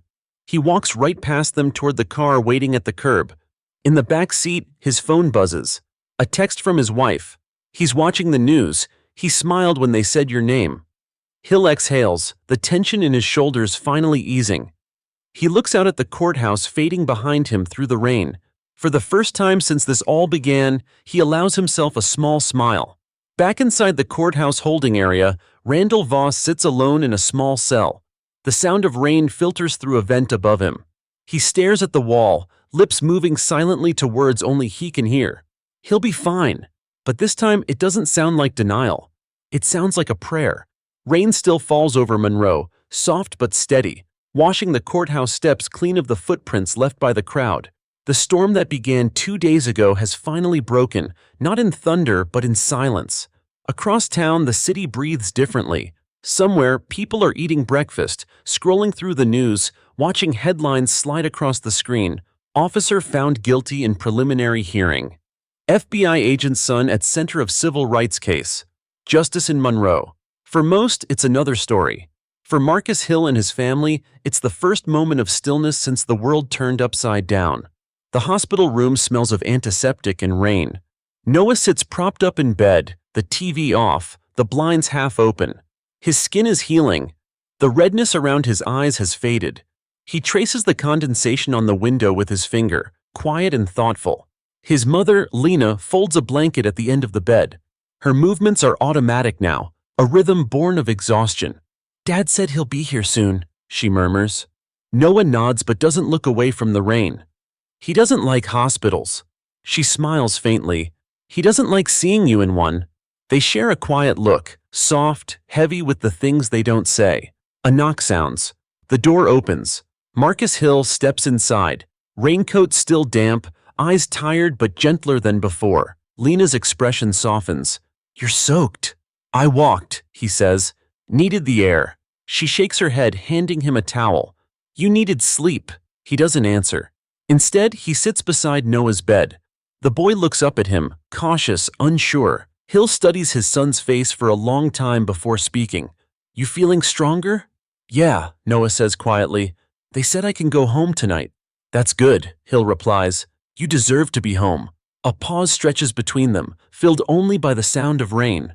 Noah finally says, "Mom showed me the video, the one from court." Hill's chest tightens. "You didn't need to see that." "I wanted to," Noah says, voice small but certain. "He said he was sorry." Hill's jaw clenches. "That doesn't make it right." "I know," Noah says, "but it made him look human again." Hill exhales slowly. There's no anger in his son's tone, just quiet understanding. He realizes, maybe for the first time, that justice isn't about erasing pain. It's about learning to live after it. He nods. "Maybe that's enough for now." Noah leans against the pillow, eyes half closed. "Are you done with him now?" Hill hesitates. "With him, yes. With what he stood for, not yet." The boy nods, drifting towards sleep. "Good." Hill watches him until his breathing steadies. He stands, pulls the blanket higher over his son's shoulders, and kisses his forehead. Lena touches his arm. "Marcus," she says softly, "you did what you had to do. You can rest now." He looks out the window one more time, watching the rain slide down the glass. Rest comes after the change. Across town, the Monroe County Jail hums with the dull rhythm of confinement. Officer Randall Voss sits on the lower bunk of a small cell, staring at the wall. The light flickers overhead. Somewhere down the hall, a door slams. He's traded his badge for a number, his authority for silence. The world outside moves on without him. A guard passes by, leaving a paper tray of food. "Lunch." Voss doesn't touch it. He stares at his hands instead, hands that once commanded, controlled, decided. Now they tremble when he breathes too deeply. He hears a voice outside the bars. "Mail." An envelope slides under the door. Plain, unmarked. He picks it up carefully, tearing the edge. Inside, one sheet of paper. No signature. No sender. Just a single sentence written in neat handwriting. "Justice doesn't shout, it waits." Voss stares at the words. He knows that handwriting. He saw it once in an evidence file, the same looping letters at the bottom of an FBI field report. Marcus Hill. He folds the paper, tucks it inside his pocket. No anger, no hate, just a strange, hollow peace. For the first time since the gas station, he breathes without shaking. That night, Monroe finally quiets. The protests fade, the cameras leave, and life creeps back into its routine. But something in the air feels different, lighter, cautious, awake. At the Hill residence, the lights are dim. Lena sits on the couch, reading. The TV is off. The house feels warm again. Marcus stands by the window, looking out at the empty street. The rain has stopped. The city glows under streetlights, clean and reflective. He feels Noah's presence behind him before he hears it. The boy's voice is soft. "Dad?" Hill turns. "Yeah, bud?" "Can I ask you something?" "Of course." "Do you think he'll ever be forgiven?" Hill pauses. "Maybe someday, but forgiveness isn't something you give to someone else first." "What do you mean?" He kneels beside his son. "You forgive yourself first for surviving something you never should have gone through. Then maybe, one day, you find room for the rest." Noah nods slowly. "I think I understand." Hill smiles faintly. "Good, because I'm still figuring it out myself." They sit together in the quiet for a long time, father and son framed by the window's reflection. Two silhouettes against a city that's finally breathing again. Across the street, a reporter files her last piece before deadline. Her voiceover plays as the city lights fade in the distance. In Monroe tonight, the rain has stopped, but the echo remains. A city divided found its reflection in one moment of clarity. For some, justice came too late. For others, it finally came at all. The screen fades to black. In the silence that follows, the world feels almost still. Justice hasn't ended. It's only begun. Dawn creeps slowly over Monroe, the first pale light of a quiet city spilling across the rooftops. The rain has stopped, but puddles shimmer on the asphalt, reflecting a sky washed clean. Inside the Hill residence, the world feels still for the first time in days. The hum of the refrigerator, the rustle of curtains, small sounds that remind Marcus Hill what peace used to feel like. He sits at the kitchen table, a mug of coffee cooling beside him, untouched. In front of him lies a stack of documents, press releases, internal memos, official letters of commendation. He doesn't look at any of them. Instead, his gaze is fixed on the reflection in the window, his own face, tired but calm, framed by the faint light of morning. Lena enters quietly, hair tied back, a robe draped over her shoulders. "You didn't sleep again." "I'm used to it," he says softly. She sets a hand on his shoulder. "You don't have to be." Hill glances down at her hand, the warmth grounding him. "You ever wonder," he murmurs, "if justice is really enough?" Lena sits across from him. "Justice is what's left when everything else has been taken." He nods slowly. The clock ticks behind them, soft, rhythmic, like a heartbeat returning after too long in silence. The door creaks. Noah appears, sleepy-eyed but smiling faintly. "Morning," Lena smiles. "You're supposed to be resting." "I couldn't," Noah admits. "I heard voices." Hill chuckles quietly. "You have good ears." The boy pads over and sits beside his father. For a moment, they just watch the light shift through the blinds, streaks of gold cutting through the dim room. "Dad," Noah says, voice barely above a whisper, "are you going back to work?" Hill exhales. "Eventually. There's still more to fix." "But you did fix it," the boy insists. "Everyone's saying you brought justice." Hill studies his son's face, so young, so sure. "Justice doesn't end in a courtroom, Noah. It's what people do after they walk out." The boy thinks about that for a moment. "So, what do we do now?" Hill smiles, the kind that's sad and proud all at once. "We live, we remember, and we make sure it never happens again." Noah nods slowly, absorbing the weight of those words. Then he leans against his father's shoulder, and for the first time since that morning at the gas station, Marcus Hill allows himself to breathe without guilt. Across the city, morning light filters through the narrow window of a cell. Randall Voss sits on his bunk, elbows on his knees, a small folded piece of paper in his hand. He's read it 100 times, the same sentence looping in his head. Justice doesn't shout. It waits. He doesn't know why Hill sent it. Maybe to taunt him, maybe to remind him, maybe both. But now, in the stillness of his cell, it feels like something else, an invitation to understand. He stands, stretching stiff joints, and walks to the mirror bolted above the sink. The man staring back looks older than he remembers. The uniform is gone. The authority, gone. What remains is just a man facing himself for the first time. He looks into his own eyes and whispers, "You didn't see him." The reflection doesn't argue. It just stares back, patient, unflinching. A guard's voice echoes down the hall. "Hill's been on the news again, talking about reform." Voss doesn't respond. He just folds the note and places it inside a small envelope addressed to Noah Hill. The return line is blank. He sits back on the bunk, exhaling slowly. Maybe the boy will never open it. Maybe he shouldn't. But Voss writes anyway, his words shaky, uncertain. "I can't undo what I did, but I see now what I never saw before. I hope the world you grow up in sees you differently than I did." He seals the envelope, slides it under the door during mail pickup, and closes his eyes. For the first time in days, the air feels lighter. By noon, sunlight cuts through the clouds completely. Monroe is bright again, the streets drying, the chaos fading into memory. The courthouse steps are empty now, only damp flags fluttering in the wind. At the FBI office, a press conference is underway. Cameras flash as Marcus Hill steps up to the podium. His voice is calm, steady, almost gentle. 2 days ago, he begins, a boy was hurt, my son. But this isn't just about one child or one officer. It's about how we choose to see each other when no one is watching. He pauses, letting the words settle. We can't legislate empathy. We can't train compassion in a classroom, but we can start by listening, by seeing. Reporters scribble furiously. The room is silent except for his voice. I've heard people call what happened justice. I disagree. He looks directly into the cameras. Justice is accountability. What we need now is change. He steps back from the microphone. The applause slow but genuine. Cameras flash one last time before the room dissolves into movement. Hill doesn't stay for interviews. He leaves quietly, the way he came. Outside, the sky is clear, the air cool and clean. He walks toward his car, phone buzzing in his pocket. A message from Lena.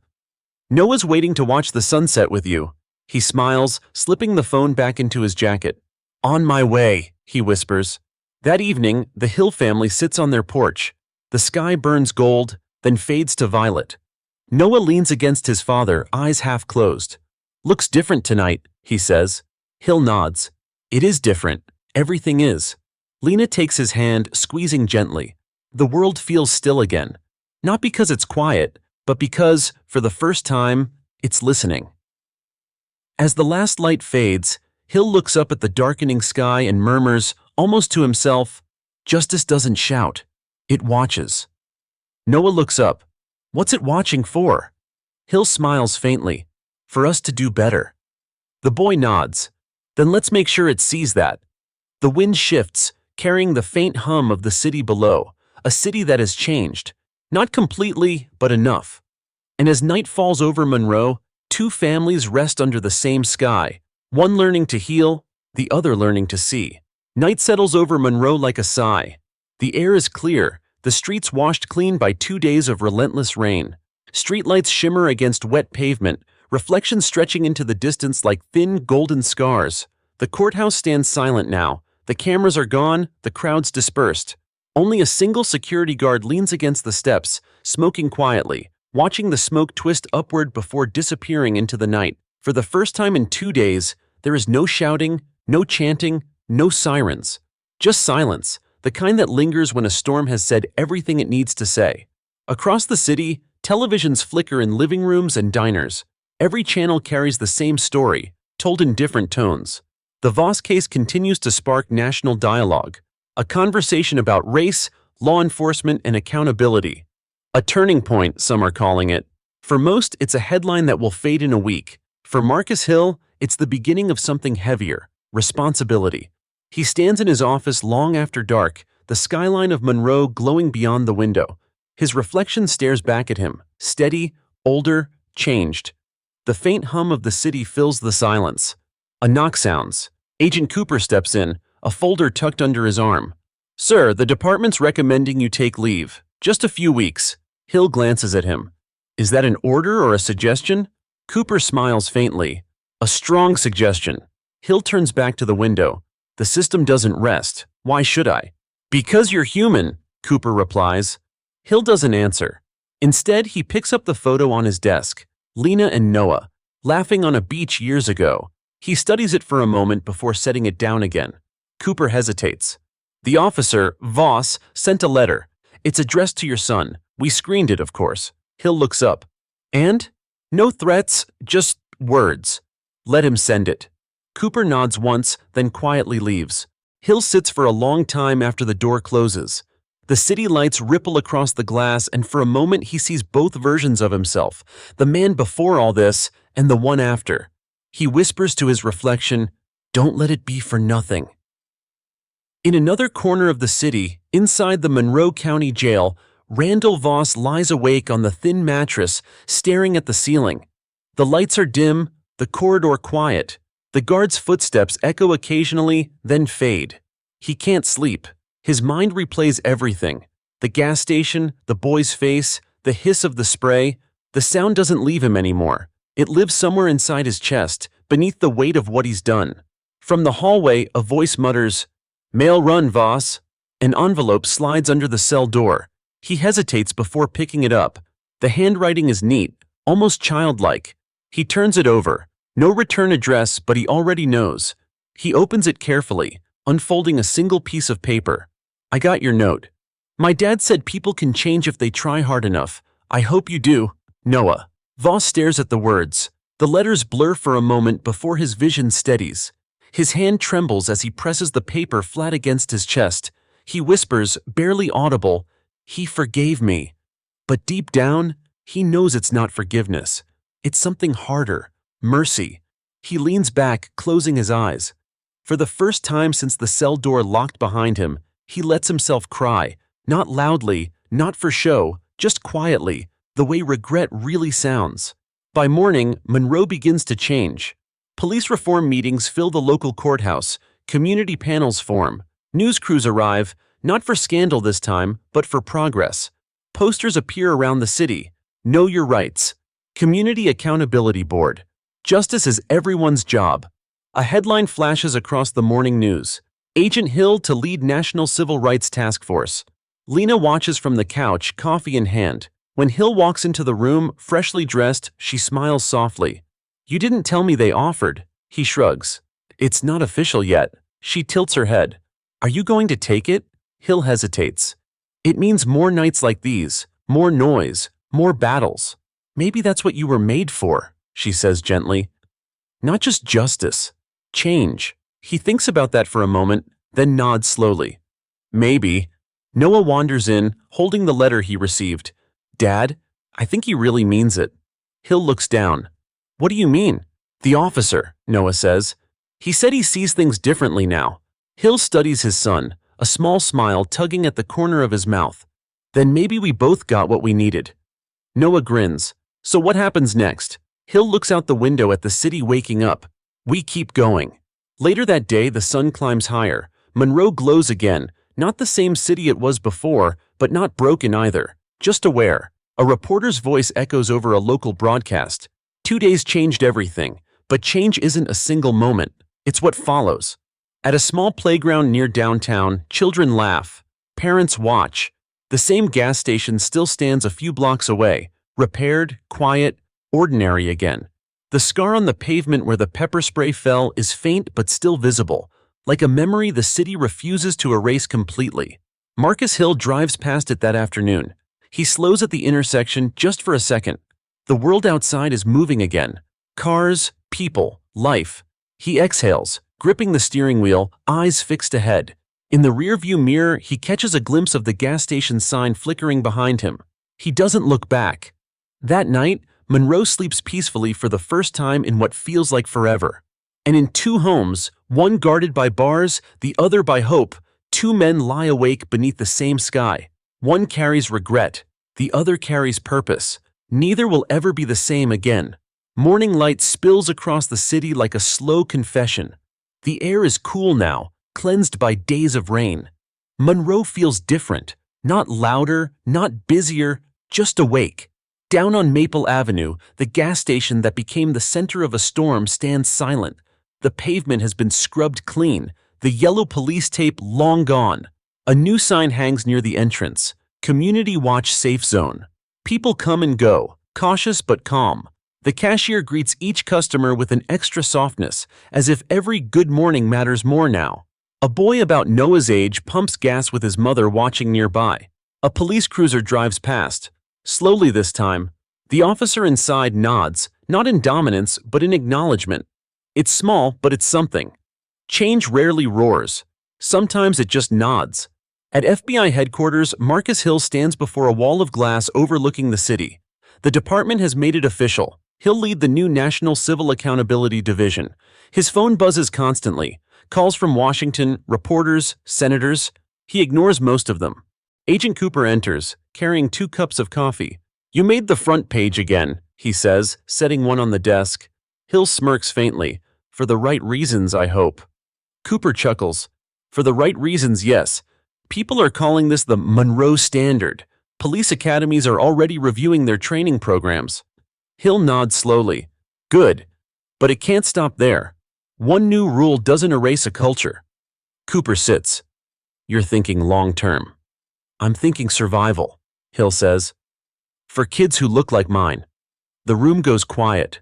The weight of that truth hangs heavy. Not angry, just real. Cooper finally asks, How's Noah? Hill's expression softens. Better? He's quiet, but clearer. Sometimes I think he understands this more than I do. Kids tend to, Cooper says. They don't carry the noise. Hill stares out the window. The skyline glows in the morning light, shimmering against the river. Maybe it's time I let go of some of mine. That afternoon, at Monroe County Jail, a corrections officer unlocks a small door. "Voss," he says, "you've got a visitor." Randall Voss looks up from the table in his cell. His face is thinner now, eyes less defiant, voice quieter. "Who?" The officer shrugs. "Didn't say, just someone official." Moments later, Voss is escorted to a glass partition room. He sits down, the chair cold beneath him. On the other side of the glass sits a woman in uniform, crisp, composed. "Officer Voss," she says, "I'm Captain Marie Danner. I worked under Chief Danner. I'm taking over internal affairs." Voss nods slowly. "Didn't think anyone from the department still used my name." Marie opens a folder. "I'm here because the Department of Justice has requested your cooperation in developing a use of force training reform. They think your experience could help us identify failures in the system." Voss frowns. "You want me to teach cops how not to be me?" Marie's tone stays calm. "Something like that." He exhales, leaning back. "Does Hill know?" "Yes," she says. "He approved it." Voss stares at the table for a long time. His reflection looks back at him in the polished surface, pale, hollow, human. "Why would he approve that?" "Because he doesn't want this to happen again," she replies. For a long while, neither speaks. Finally, Voss nods. "I'll do it." Marie gathers her things. "Good. We'll contact you through your attorney."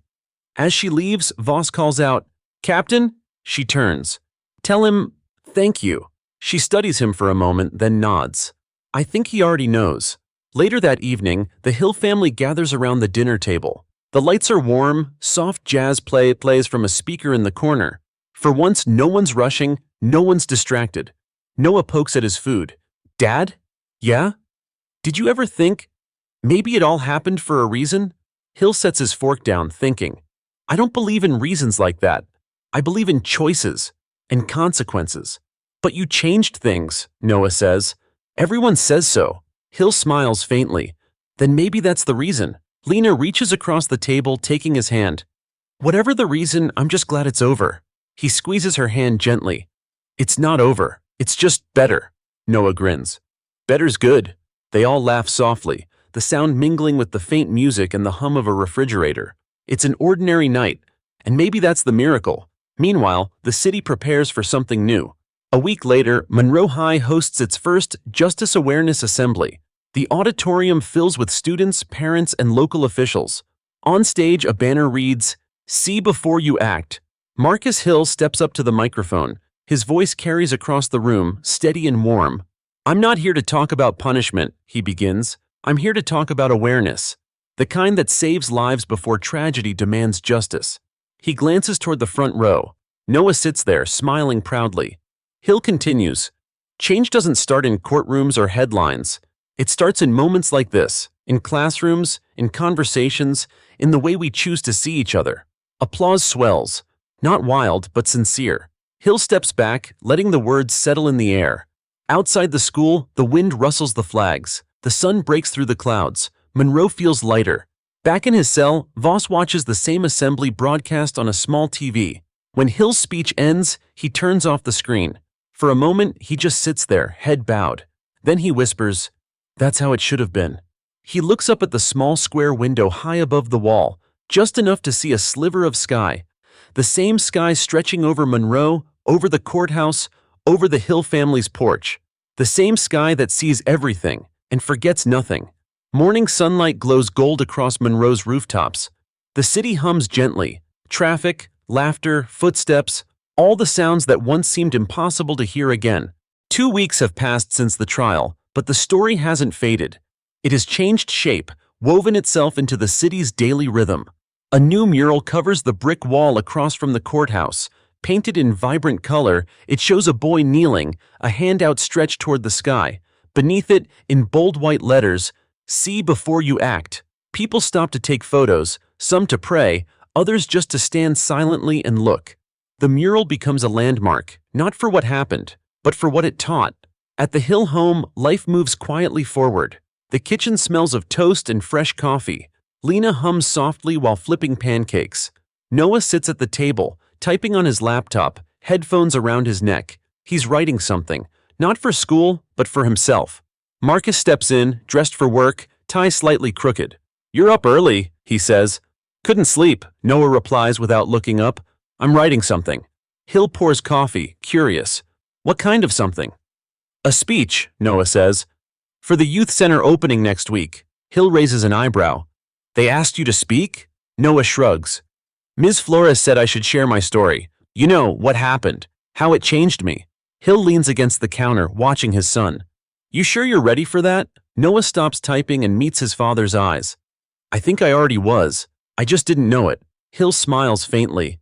"You sound like your mother." From across the kitchen, Lena laughs. For once, that's a compliment. They share a quiet, easy moment, the kind built not from forgetting, but from surviving. At the same hour, inside Monroe County Jail, Randall Voss sits at a metal table surrounded by notebooks and training manuals. He wears reading glasses now. The irony isn't lost on him. The man once blind to others now helping design lessons on how to see. The door opens. Captain Marie Danner steps in. "Morning, Voss. The committee approved your pilot module. They're adding it to the new cadet training next month." Voss looks up, surprised. "They actually used it?" Marie nods. "Your scenario about implicit perception errors? It hit harder than anything we wrote." He exhales slowly. "Guess I finally did something right." She tilts her head. "You could have done nothing. Most would have." He shrugs. "Maybe guilt's a good teacher." Marie studies him for a moment. "You know, the Hill family could have pushed for a maximum sentence. They didn't." "I know," Voss says quietly. "That's why I owe more than time." When she leaves, Voss picks up his pen again and writes at the top of a blank page. Training Module 2, Recognition Before Reaction. He pauses, then adds a subtitle underneath. Dedicated to the boy who saw me when I couldn't see him. Outside, Monroe moves on. Not perfectly, but differently. The police department begins holding monthly transparency forums. For the first time in city history, citizens can speak directly to officers about fear, bias, and responsibility. The first meeting draws hundreds. Hill sits in the back row that night, listening quietly as a teenager stands and says, "We just want to be seen like people, not profiles." When the boy finishes, Hill catches the chief's eye across the room. Not Marie, but her replacement, a younger man Hill helped appoint. The chief nods once. Small steps, but real ones. Afterward, reporters ask Hill to comment. He gives the same answer he's given since the beginning. "This was never about revenge. It's about awareness. We don't fix hate with punishment, we fix it with vision." The clip airs that night and spreads beyond Monroe. By the end of the week, 3 more cities announce similar reform panels. At home, Hill tucks Noah's printed speech into a folder. The title reads, "The Day Everything Stopped." He reads the opening lines aloud under his breath. "When the world went quiet, I heard what fear really sounds like. But then, when people started listening, I heard something louder. Hope." He stops reading, eyes softening. Noah watches from the doorway. "Too much?" he asks nervously. Hill shakes his head. "No, it's perfect." Noah smiles, shy but proud. "You think he'll ever hear it?" Hill hesitates. "Voss?" "Yeah." Hill thinks about it, then nods. "I think he already has." The next morning, Hill walks past the mural on his way to work. The air smells of rain again, fresh and clean. A group of kids are repainting the faded parts, laughing as they dip brushes into bright blues and yellows. One of them calls out, "Mr. Hill, we're making it bigger this time." He grins. "Good. Make it so big no one can ever ignore it." As he continues down the sidewalk, his phone buzzes. An email from the DOJ. Subject line, "National Reform Proposal, the Monroe Model approved." He stops for a second, reading it twice. Then he looks up at the courthouse dome gleaming in the morning sun. For the first time in weeks, he allows himself to feel it. Not pride, not victory, but peace. That evening, as the sun sets, the Hill family gathers on their porch again. The same porch where 2 nights earlier they'd spoken about forgiveness. The air is warmer now, the city quiet beneath a soft orange glow. Noah leans back in his chair. "You think people will remember all this, Dad?" Hill looks out over the skyline. "They'll remember what they choose to learn from it." Lena smiles. "And what did we learn?" Hill thinks for a moment, then answers, "That justice isn't the end of a story. It's the beginning of understanding." The wind shifts gently, carrying the faint echo of laughter from the street below. Someone somewhere hums a tune. The city, once broken, sounds alive again. Miles away, in a dim prison library, Randall Voss closes a notebook and stares out the window. The sunset bleeds through the bars, the same orange light touching both his face and the Hill family's porch miles away. He whispers softly, "It's not too late to see." And for the first time, he actually believes it. It's been 1 month since Monroe changed forever. The headlines have quieted, the cameras have turned away, but the echo remains, not in noise, but in the way people walk, speak, and see each other. The mural downtown has become more than paint. It's now a gathering place. Kids leave flowers there on their way to school. Officers stop their patrol cars for a moment of reflection. Even strangers nod to one another under the words, "See before you act." The city feels awake. Marcus Hill stands before that mural one Saturday morning. He's wearing jeans and a gray jacket instead of a suit. No badge, no title, just a father, a husband, and a man trying to breathe again. He runs his fingers lightly across the dried paint of the wall, feeling the grooves beneath his touch. The boy in the mural, painted from Noah's photo, looks upward, eyes full of light. Beneath the image, someone added new words in smaller letters. Because someone finally did. Hill smiles faintly. He doesn't know who wrote it, and he doesn't need to. Behind him, the sound of small footsteps. Noah jogs up, hoodie pulled over his head, a folded speech paper in his hand. "Mom said you'd be here," he says. Hill turns. "Thought I'd visit before your talk today." "You nervous for me?" Noah teases. Hill grins. "Always." They stand side by side, looking at the wall. The morning sun hits the colors just right, reds and golds reflecting off the bricks like stained glass. "Do you think people really change, Dad?" Noah asks suddenly. Hill considers. "I think people learn, and learning changes them." Noah nods slowly. "He sent another letter." Hill looks at him. "Voss?" "Yeah. The warden forwarded it through Captain Danner. He said he's teaching new recruits now, from inside." Hill's jaw tightens, not from anger this time, but from the weight of irony. "Good," he says finally. Then something good came out of it. Noah unfolds the letter, rereading it aloud. "I can't erase what I did, but I can make sure no one ever repeats it." Hill listens in silence, the words settling deep. "You know," he says quietly, "for the first time, I actually believe him." Noah folds the paper carefully. "Me too." Later that afternoon, the Monroe Community Center is packed.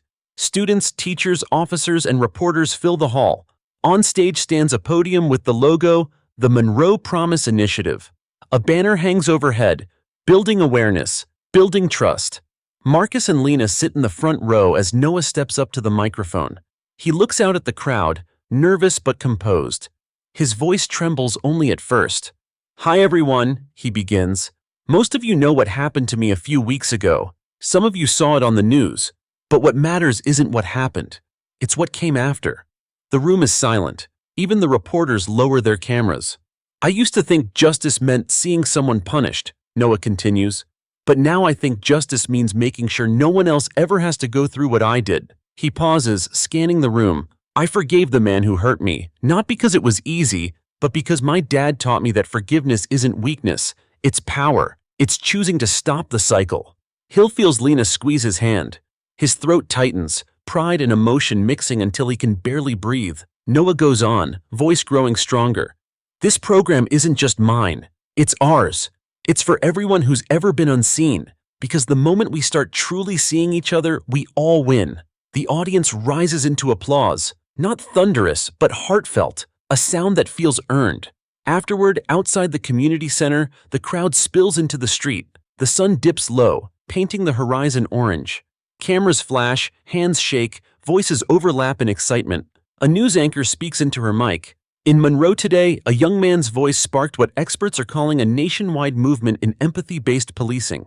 The Monroe Promise Initiative, led by Agent Marcus Hill and inspired by his son Noah, aims to reshape training programs across the country. Hill watches from the sidelines, one arm around Lena's shoulders. "He did good," she whispers. "He did more than good," Hill says softly. "He started something." Noah runs over, cheeks flushed from the attention. "They want to interview me," Hill laughs. "Of course they do," Noah grins. "You think I sounded okay?" "You sounded like truth," Hill replies. Noah's eyes glimmer. "Think it'll last, Dad?" Hill glances up at the sky, the colors fading into twilight. "Truth always does. Sometimes it just takes time to hear it." They stand together as the lights from the city flicker on one by one, like tiny stars returning to a world that had almost forgotten how to shine. Meanwhile, in a quiet cell, Randall Voss finishes another letter. Not to Noah this time, but to himself. He writes slowly, carefully, each word deliberate. I was trained to react. Now I'm learning to reflect. I can't undo my mistakes, but maybe I can build something new from them. Every day I wake up and choose to see. He sets the pen down, folds the page, and looks out the small window. The sun has set. Only the faint glow of streetlights filters in, golden lines stretching across the concrete floor. For the first time, he doesn't feel trapped. He feels accountable. He whispers to the darkness, "I see you now, kid. I see you." Night falls over Monroe. The mural shines under lamplight, its colors glowing against the darkness. Beneath it, fresh flowers lie where strangers have stopped to remember. Not the pain, but the progress. The wind carries faint echoes of laughter from the community center. Somewhere inside that sound, the promise lives on.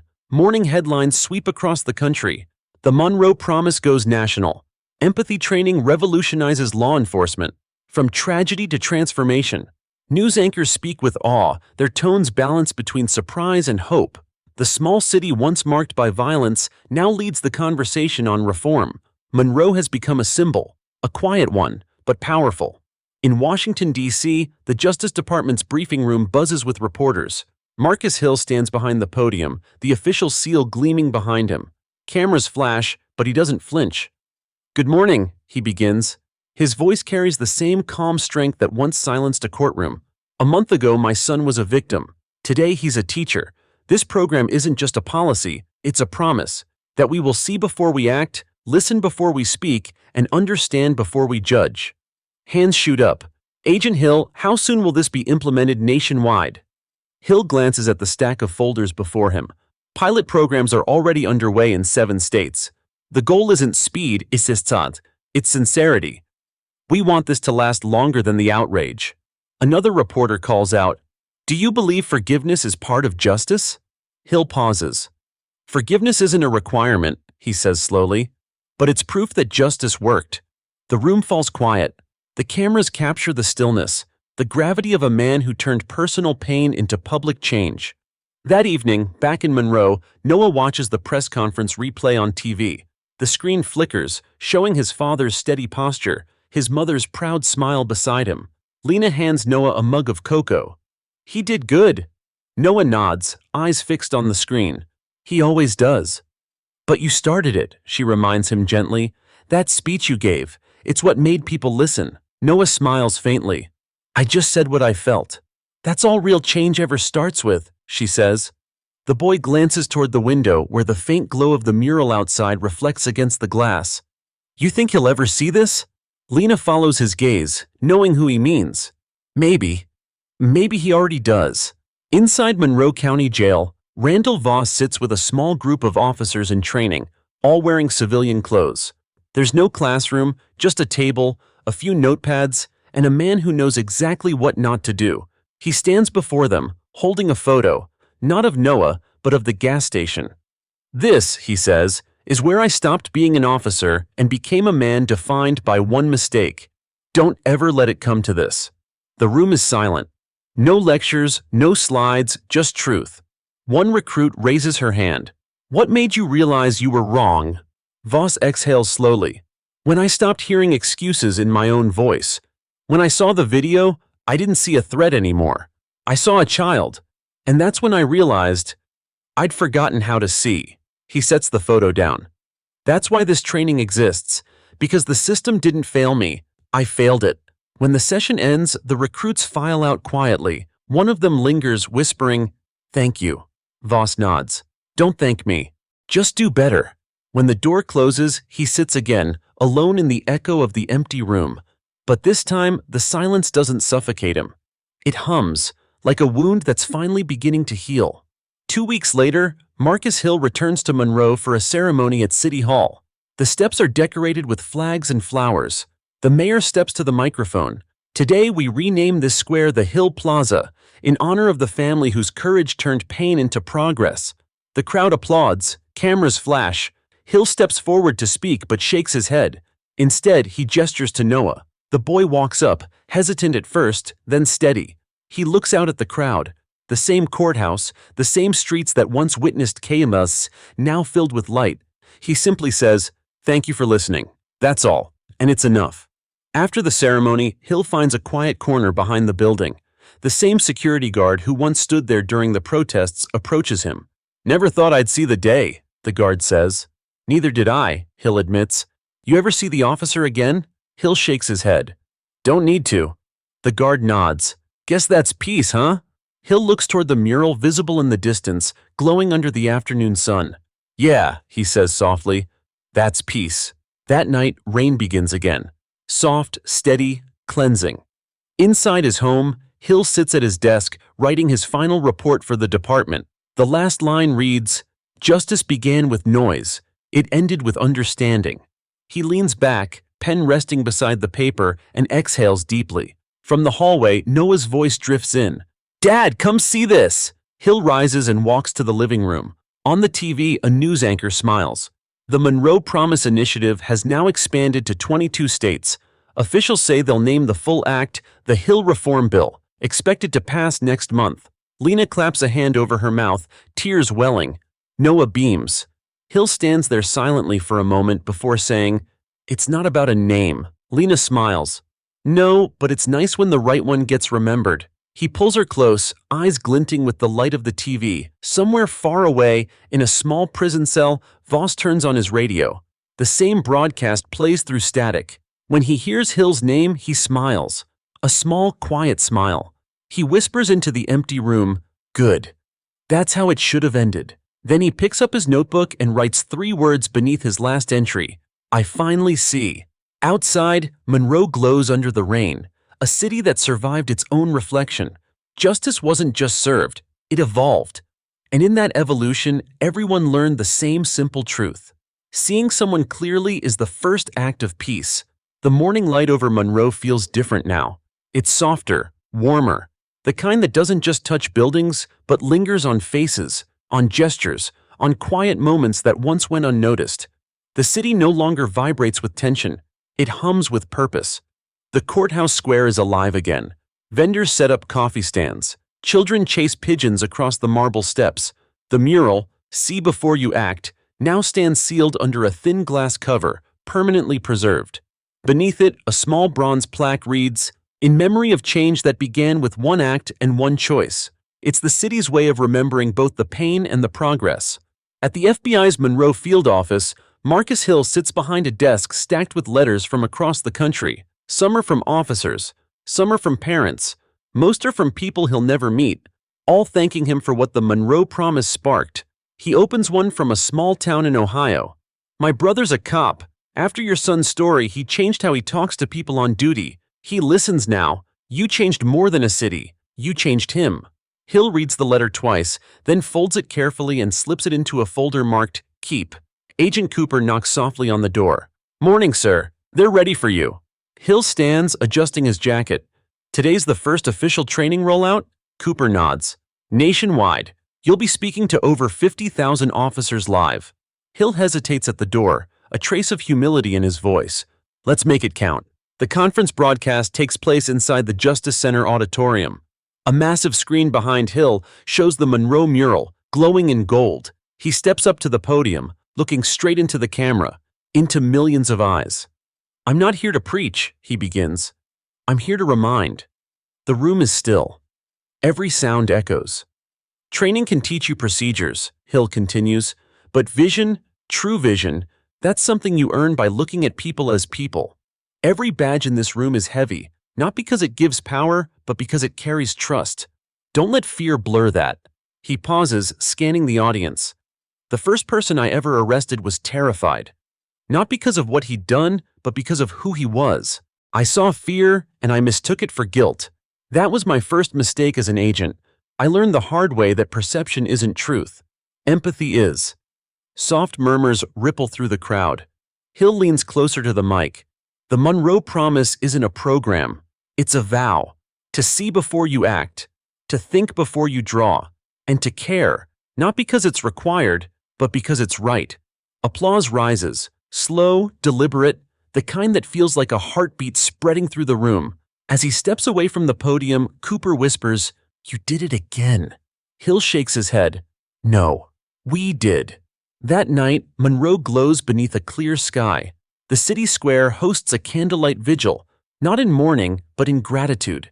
Families gather around the mural, holding candles that flicker like stars caught in human hands. Noah stands beside his father, watching the crowd. "It's beautiful," he says softly. "It's what happens when people finally start seeing each other," Hill replies. A little girl, maybe 8 or 9, approaches Noah shyly. She holds a crumpled drawing, a copy of the mural done in crayons. "My teacher said we learned about you today," she says. "You're brave." Noah kneels to meet her eyes. "I just told the truth," she nods solemnly. "That's what brave people do." The crowd begins to sing softly, an old hymn reimagined for new meaning. The sound drifts through the streets, echoing off the courthouse walls and up into the night. Across the city, in the quiet of Monroe County Correctional Center, Randall Voss sits in a small library surrounded by new recruits from the department's reform division. He's allowed to teach under supervision now, a rare privilege earned through months of cooperation. He opens the session with a single sentence written on the whiteboard. "Empathy is a weapon too. Use it first." One officer raises a hand. "Do you ever think people will forget what happened?" Voss shakes his head slowly. "They shouldn't. Forgetting is how it started." The class falls silent. He turns back to the board, the marker squeaking faintly as he writes another word beneath the first, "C." For a moment he catches his reflection in the glass. The same man who once stood above a boy in fear, now standing in front of others, teaching them how not to become him. It's a strange redemption, but it's real. When the session ends, he stays behind.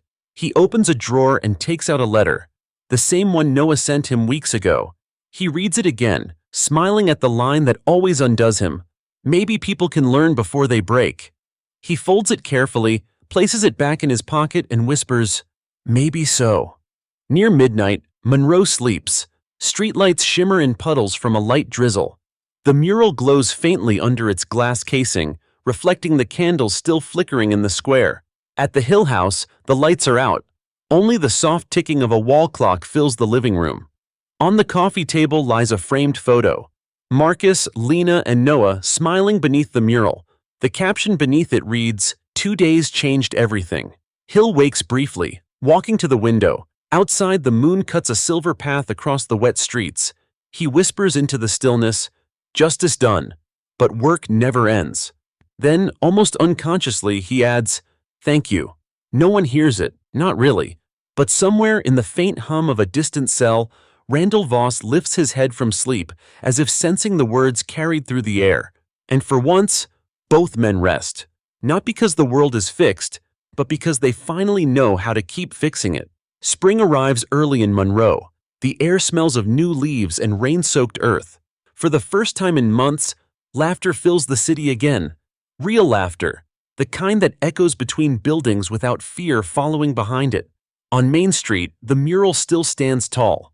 It's no longer a memorial, it's a meeting point.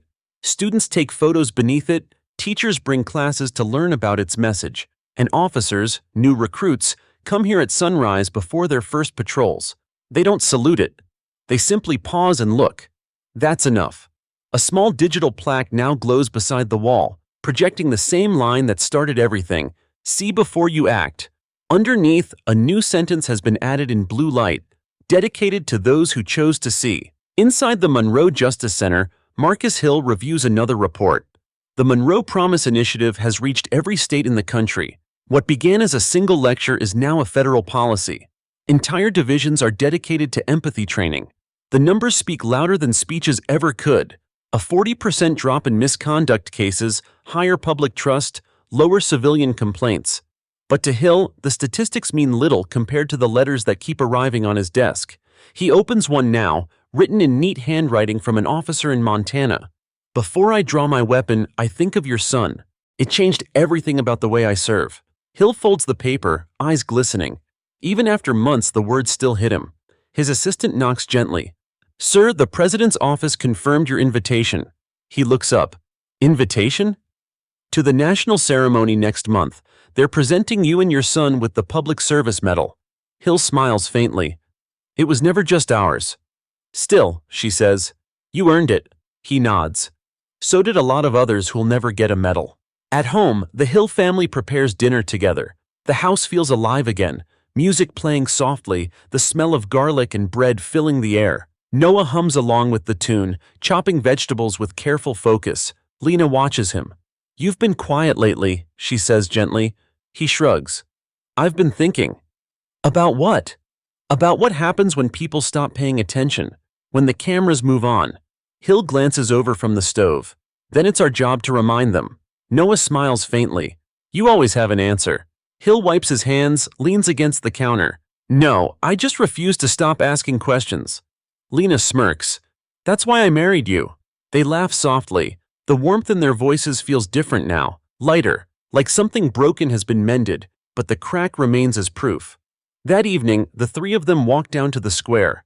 The air is cool, the sky painted in amber and violet. The crowd there is smaller tonight. No ceremony, no speeches. Just people sitting quietly beneath the mural's glow. A woman places flowers near the wall. She looks over at Hill, recognizing him instantly. Agent Hill, she says softly. Thank you. He shakes his head. I didn't do it alone. No, she agrees. But someone had to start. As she walks away, Noah looks up at the mural. It doesn't even look like me anymore, he says.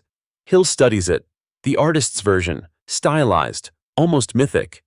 It's not supposed to, he says. It's supposed to look like everyone, Noah nods. Maybe that's the point. They stand there for a long time as the lights flicker on one by one, illuminating the mural in gold and silver hues. Across town, in a small correctional facility, Randall Voss finishes another day of teaching. He's no longer an inmate, but a contracted mentor through the Monroe Reformation Program, a redemption effort approved by the DOJ. The guards still keep an eye on him, but their tone has softened. Good session today, one says as Voss packs up his notes. Thanks, he replies. He walks to his small office, not a cell anymore, but not freedom either. On his desk sits a single-framed photo, the mural, clipped from a newspaper. Beneath it, a handwritten note from Noah. People are watching now. Keep teaching. He touches the frame lightly. Still am, kid, he murmurs. Outside the barred window, the evening sun dips low. Light spills through, breaking into fractured beams across the floor. He watches it fade, then whispers something only the walls hear. Maybe this is what forgiveness feels like. Days later, news spreads across the country. The Monroe Promise is officially renamed the Hill-Voss Act, a collective decision, one that Hill himself fought for. When reporters ask why, he answers simply, because accountability and redemption are part of the same story. The headline trends for days. A former officer's name now symbolizes change. Voss sees it in the morning paper and sets it down slowly. His eyes close. A single tear slides down his cheek. Not sorrow, not relief, something in between. That night, Monroe celebrates. The square fills again, this time not for grief, but gratitude. Lanterns rise into the sky, hundreds of them, each one carrying a name, a wish, or a promise. Noah releases one, watching it drift higher. Hill stands beside him, arm around his shoulders. What did you write on yours? He asks. Noah smiles. Just one word. Hill tilts his head. Which one? See? They watch the lantern float higher until it's just another star among thousands. Lena takes her husband's hand. Feels like the world's breathing again. He nods. It finally is. The wind carries the light higher, farther, until Monroe below becomes a patchwork of gold reflections. A city reborn not from rage, but from recognition. Midnight drapes Monroe in silver light. The streets are empty, save for the steady hum of lamps glowing above rain-slicked asphalt. The city no longer feels haunted. It breathes, like a living thing finally at peace with itself. Inside his home, Marcus Hill sits in the dim light of his office. The lamp on his desk flickers faintly, illuminating papers stacked neatly beside a coffee cup gone cold. Through the window he can see the mural across the square, glowing gold even at this hour. He's alone but not lonely. This is when he does his best thinking, the quiet hour when the world forgets to rush. The file before him reads, National Civil Accountability Division, Field Reports, Quarter 1. He flips through them, pages full of data, progress, and stories. Officers reformed, communities rebuilt, protests turned into dialogues. Every line is a reminder of what pain once demanded. He stops at one report in particular. It's from Monroe County Correctional Center. The author, Randall J. Voss. Hill reads slowly. Rehabilitation isn't forgiveness, it's duty.